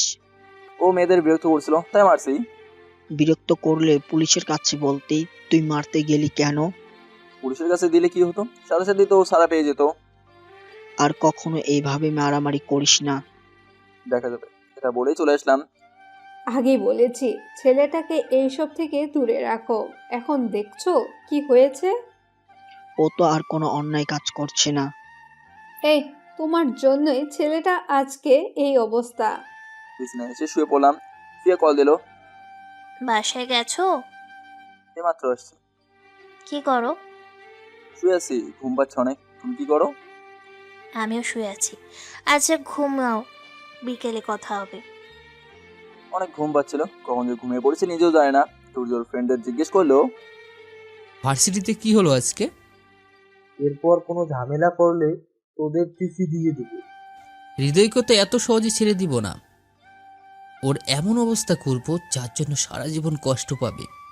ওই মেয়েটার সব খোঁজ খবর এনে আমাকে দিবি। কি করে, কোথায় যায়, তার কি কি প্রিয় সব বলবি। হৃদয় ওই মেয়েটাকে অনেক ভালোবাসে। আমার মাথায় অন্য প্ল্যান আছে। হৃদয়কে এমনভাবে কষ্ট দিব, সেই কষ্ট ও সারা জীবন বয়ে বেরোবে। চাইলেও সেই কষ্ট ভুলে যেতে পারবে না। কিন্তু কিভাবে? তাই সময় হলে দেখতে পাবি। আচ্ছা, ঠিক আছে। বিকালে ঘুম থেকে উঠে ফ্রেশ হলাম। তারপর বাইক নিয়ে বেরিয়ে পড়লাম। ফিয়াকে কল দিয়ে বাসার নিচে নামতে বললাম। তারপর ওকে নিয়ে লেকের পাড়ে গেলাম। কিছুক্ষণ পর ফিয়া বললো, চলো বাচ্চাদের সাথে দেখা করে আসি। এখন যাবা? হ্যাঁ, চলো। কিছুক্ষণ পর বাচ্চাদের কাছে গেলাম। ফিয়া তো যাওয়ার সাথে সাথে ওদের সাথে আড্ডা দিতে শুরু করলো। মনে হলো যেন ওর নিজেও একটা বাচ্চা। খুবই ভালো লাগছে ওকে এভাবে দেখতে। অনেকক্ষণ পর ওখান থেকে চলে আসলাম। ফিয়াকে বাসায় নামিয়ে দিয়ে আমিও চলে আসলাম। বাসায় এসে ফ্রেশ হয়ে সবাই মিলে খেতে বসলাম। খাওয়ার পর রুমে চলে আসলাম। ফিয়াকে কল দিলাম, কি করো? এইমাত্র খেলাম। তুমি কি করো? আমিও খাওয়ার পর এখন শুয়ে আছি। আচ্ছা, আমি যদি কখনো হারিয়ে যাই তাহলে তুমি কি কষ্ট পাবে?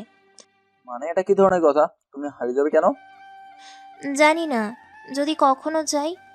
আর কখন কি হয় তা তো কেউ বলতে পারে না, তাই না? না, তোমাকে হারাতে দেবো না। সবসময় তুমি আমার সাথে থাকবা। যদি কখনো হারিয়ে যাই তাহলে আমার জন্য একদম কষ্ট পাবে না।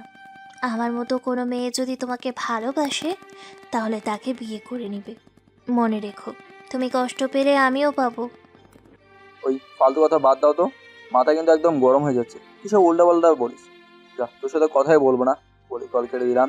কিছুক্ষণ পর কল দিয়ে বললাম, বাসার নিচে আসো। ফিয়ার সাথে সাথে আসলো। ফিরে আসার পরে ওকে জোরে হলাম, চোখ দিয়ে পানি বের হয়ে গেল। ওকে বললাম, তুমি এইসব বললে কেন? জানো আমি কতটা কষ্ট পেয়েছি? আমি তো এমনিই বললাম। বলবা কেন? আমাকে কষ্ট দিতে তোমার ভালো লাগে তাই না? সরি, মাফ করে দাও। এখন কান্না বন্ধ করো, তা না হলে কিন্তু আমিও কান্না করব। আচ্ছা করছি, কিন্তু আর কখনো এইসব বলবা না। আচ্ছা ঠিক আছে, অনেক রাত হয়েছে, এখন বাসায় যাও। কি বলে, না গেলে তো সবাই খারাপ ভাববে। না, যাবো না। আচ্ছা যাচ্ছি। ফিয়াকে কিস করে চলে আসলাম। পাগল একটা। কিছুক্ষণ পর বাসে চলে আসলাম। সকালে ঘুম থেকে উঠে ফ্রেশ হলাম। তারপর ফিয়াকে নিয়ে ভার্সিটিতে গেলাম। এভাবেই চলছিল 3 দিন পর। বিকালে ফিয়াকে কল দিলাম, কিন্তু রিসিভ হলো না। জান্নাতকে কল দিলাম, কেমন আছেন ভাইয়া? ভালো, তুমি কেমন আছো? আমিও ভালো। ফিহা কোথায়? ওর নাম্বারে কল দিচ্ছি কিন্তু পাচ্ছি না। ও তো বাচ্চাদের কাছে গেছে, ওর মোবাইলে চার্জ নেই, তাই মোবাইল বাসায় রেখে গেছে। বাইক নিয়ে বাচ্চাদের কাছে যেতে লাগলাম। হঠাৎ মোবাইলে একটা কল আসলো, কেউ বাচ্চাদের উপরে আগুন লাগিয়ে দিচ্ছে। এটা শোনার পর মনে হলো আমি আর আমার মধ্যে নেই। তাড়াতাড়ি ওখানে গেলাম। আদিশ আর রেহানও চলে আসলো, অনেক লোকও চলে আসলো। ফিয়াও তো ভেতরে ছিল। তাহলে ওর কি হলো? চোখ দিয়ে পানি বের হয়ে গেল। জোরে চিৎকার করতে লাগলাম, বাসার ভেতরে যেতে লাগলাম। তখন ওরা ধরলো, আমাকে ছেড়ে দে, আমাকে ভেতরে যেতে হবে। ফিয়া ভেতরে আছে, প্লিজ স্যার আমাকে। চিৎকার করতে করতে বললাম, কিছু বলছিস না কেন, ছাড় আমাকে। আর কিছু বলতে পারলাম না, মাথা ঘুরে পড়ে গেলাম। চোখ খুলে নিজেকে হাসপাতালে আবিষ্কার করলাম। ফিহা বলে চিৎকার করলাম, বিছানা থেকে উঠতে যাব। তখনই ওরা আসলো। আদেশ বলল, শান্ত হ। ফিয়া কোথায় আর বাচ্চাদের কি হলো? আমাকে ফিয়ার কাছে নিয়ে চল। শুনতে পাচ্ছিস না আমি কি বলছি? আমাকে ফিয়ার কাছে নিয়ে চল। কাঁদতে কাঁদতে বললাম। রেহান বলল, ওরা সবাই পুড়ে ছাই হয়ে গেছে, আর 3 দিন তুই হাসপাতালে অজ্ঞান ছিলি। এটা শোনার পর পাগলের মতো হয়ে গেলাম। সব কিছু ভেঙে ফেলতে লাগলাম আর চিৎকার করতে লাগলাম। ডাক্তার এসে আমার হাত পায়ে শিকল পরে দিল। ডাক্তার বলল, আপনারা সবাই যান, রোগীকে আর বিরক্ত করবেন না। এভাবেই 10 দিন কেটে গেল। এখন একেবারেই চুপচাপ। এই 10 দিনে শুধু একটা নামই মুখে ছিল, তা হলো ফিহা। হাসপাতাল থেকে বাসায় চলে আসলাম। আত্মহত্যা করতে গেলাম, কিন্তু সবাই দেখে ফেললো। বিকেলে ওরা আমাকে নদীর পাড়ে নিয়ে গেল। আদেশ বলল, তুই আত্মহত্যা করলেই কি ফিয়া ফিরে আসবে? না, আমি ওর কাছে চলে যাব। রেহান বলল, মনে নেই ফিয়া কি বলেছিল? তুই কষ্ট পেলে ও কষ্ট পাবে, তাহলে কেন শুধু শুধু ওকে কষ্ট দিচ্ছিস? চোখের পানি মুছে ফেললাম। না, আমাকে ফিয়াকে কষ্ট দেওয়া যাবে না। ও একদম বাচ্চাদের মতো, কষ্ট পেলে তো ও কান্না করবে। আমি ওর কান্না সহ্য করতে পারবো না। আমি জানি এসবের পিছনে তুর্য রয়েছে, ওকে মেরে ফেলবো। আদেশ বলল, তোর কিছু করতে হবে না, ওকে পুলিশ ধরেছে, ওর ফাঁসি হবে। আর কিছু বললাম না, একদম চুপ হয়ে গেলাম। বর্তমানে এতক্ষণ কায়রাকে সব বললাম। ওর চোখ দিয়েও পানি পড়তেছে। 2-3 মাস পর স্বাভাবিক জীবনে ফেলাম, কিন্তু আগের মতো নাই। তারপর হঠাৎ একদিন তুমি আমার জীবনে আসলে।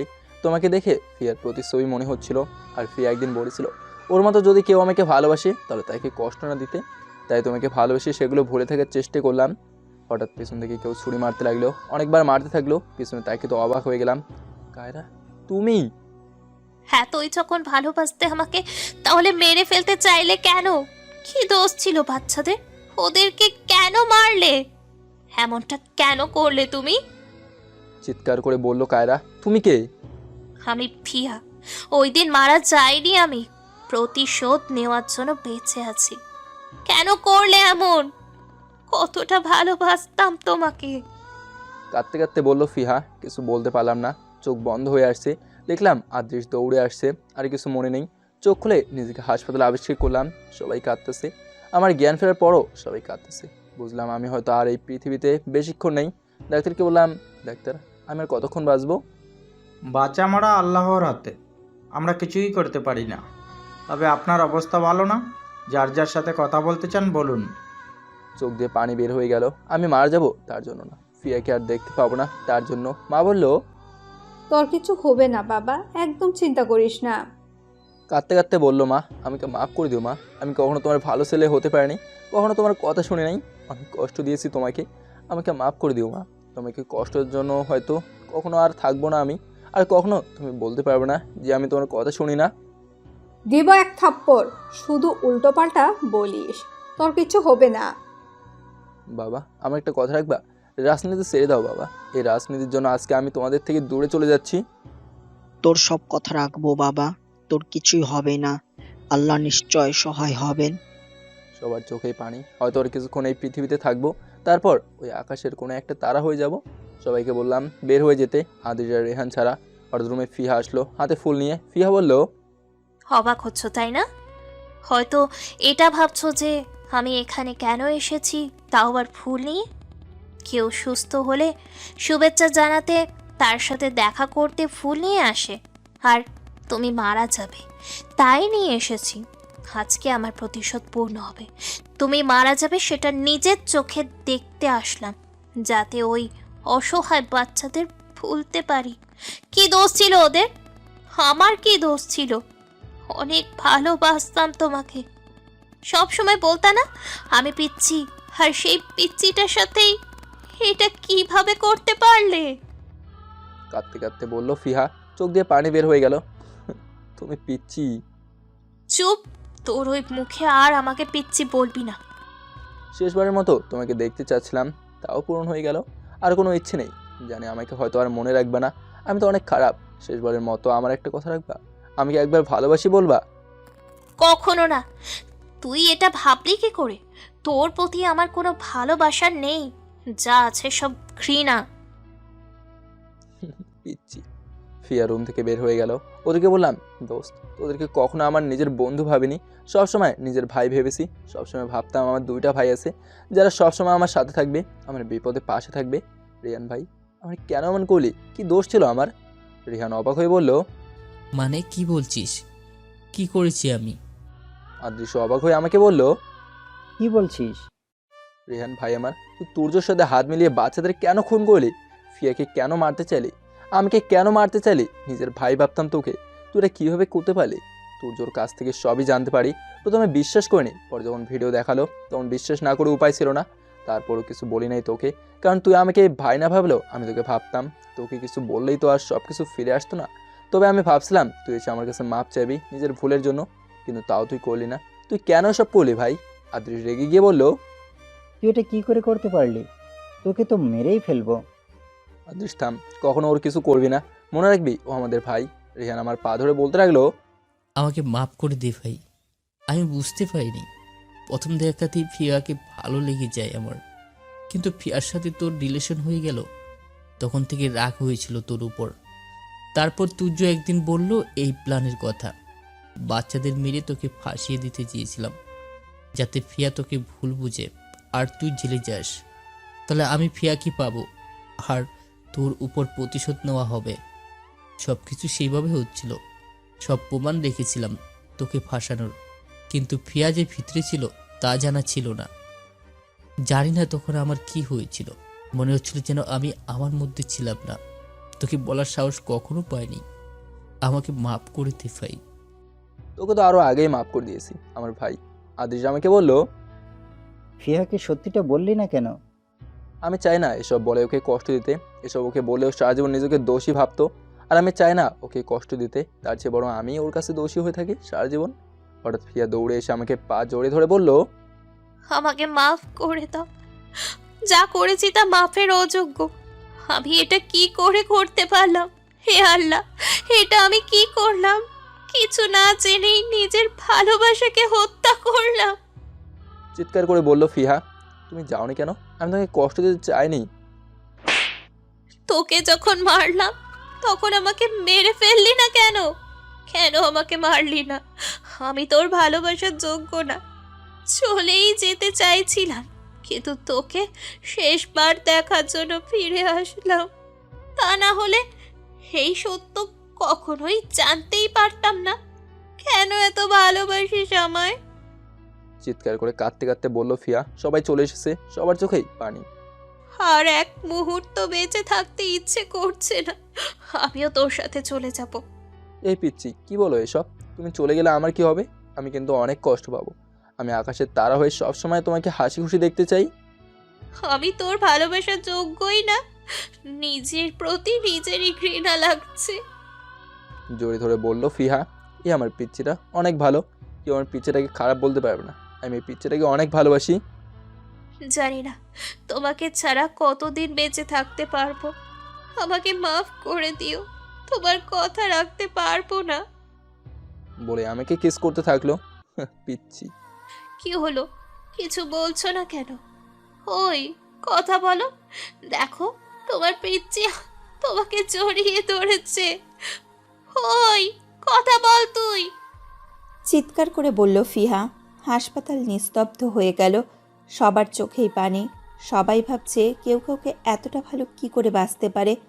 আর আফসোস, ভালোবাসার মানুষের কারণে আজকে হৃদ আর এই পৃথিবীতে নেই। 1 মাস পর ফিহার কিছু হয়নি, এখনও বেঁচে আছে, কিন্তু জিন্দা লাশ হয়ে আছে। মানসিক ভারসাম্যহীন হয়ে গেছে।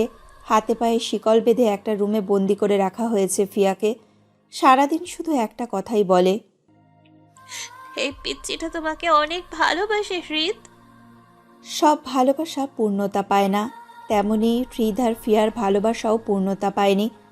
ফিহা সব সময় চাইতো ওর পিচ্চিটা ভালো থাকুক।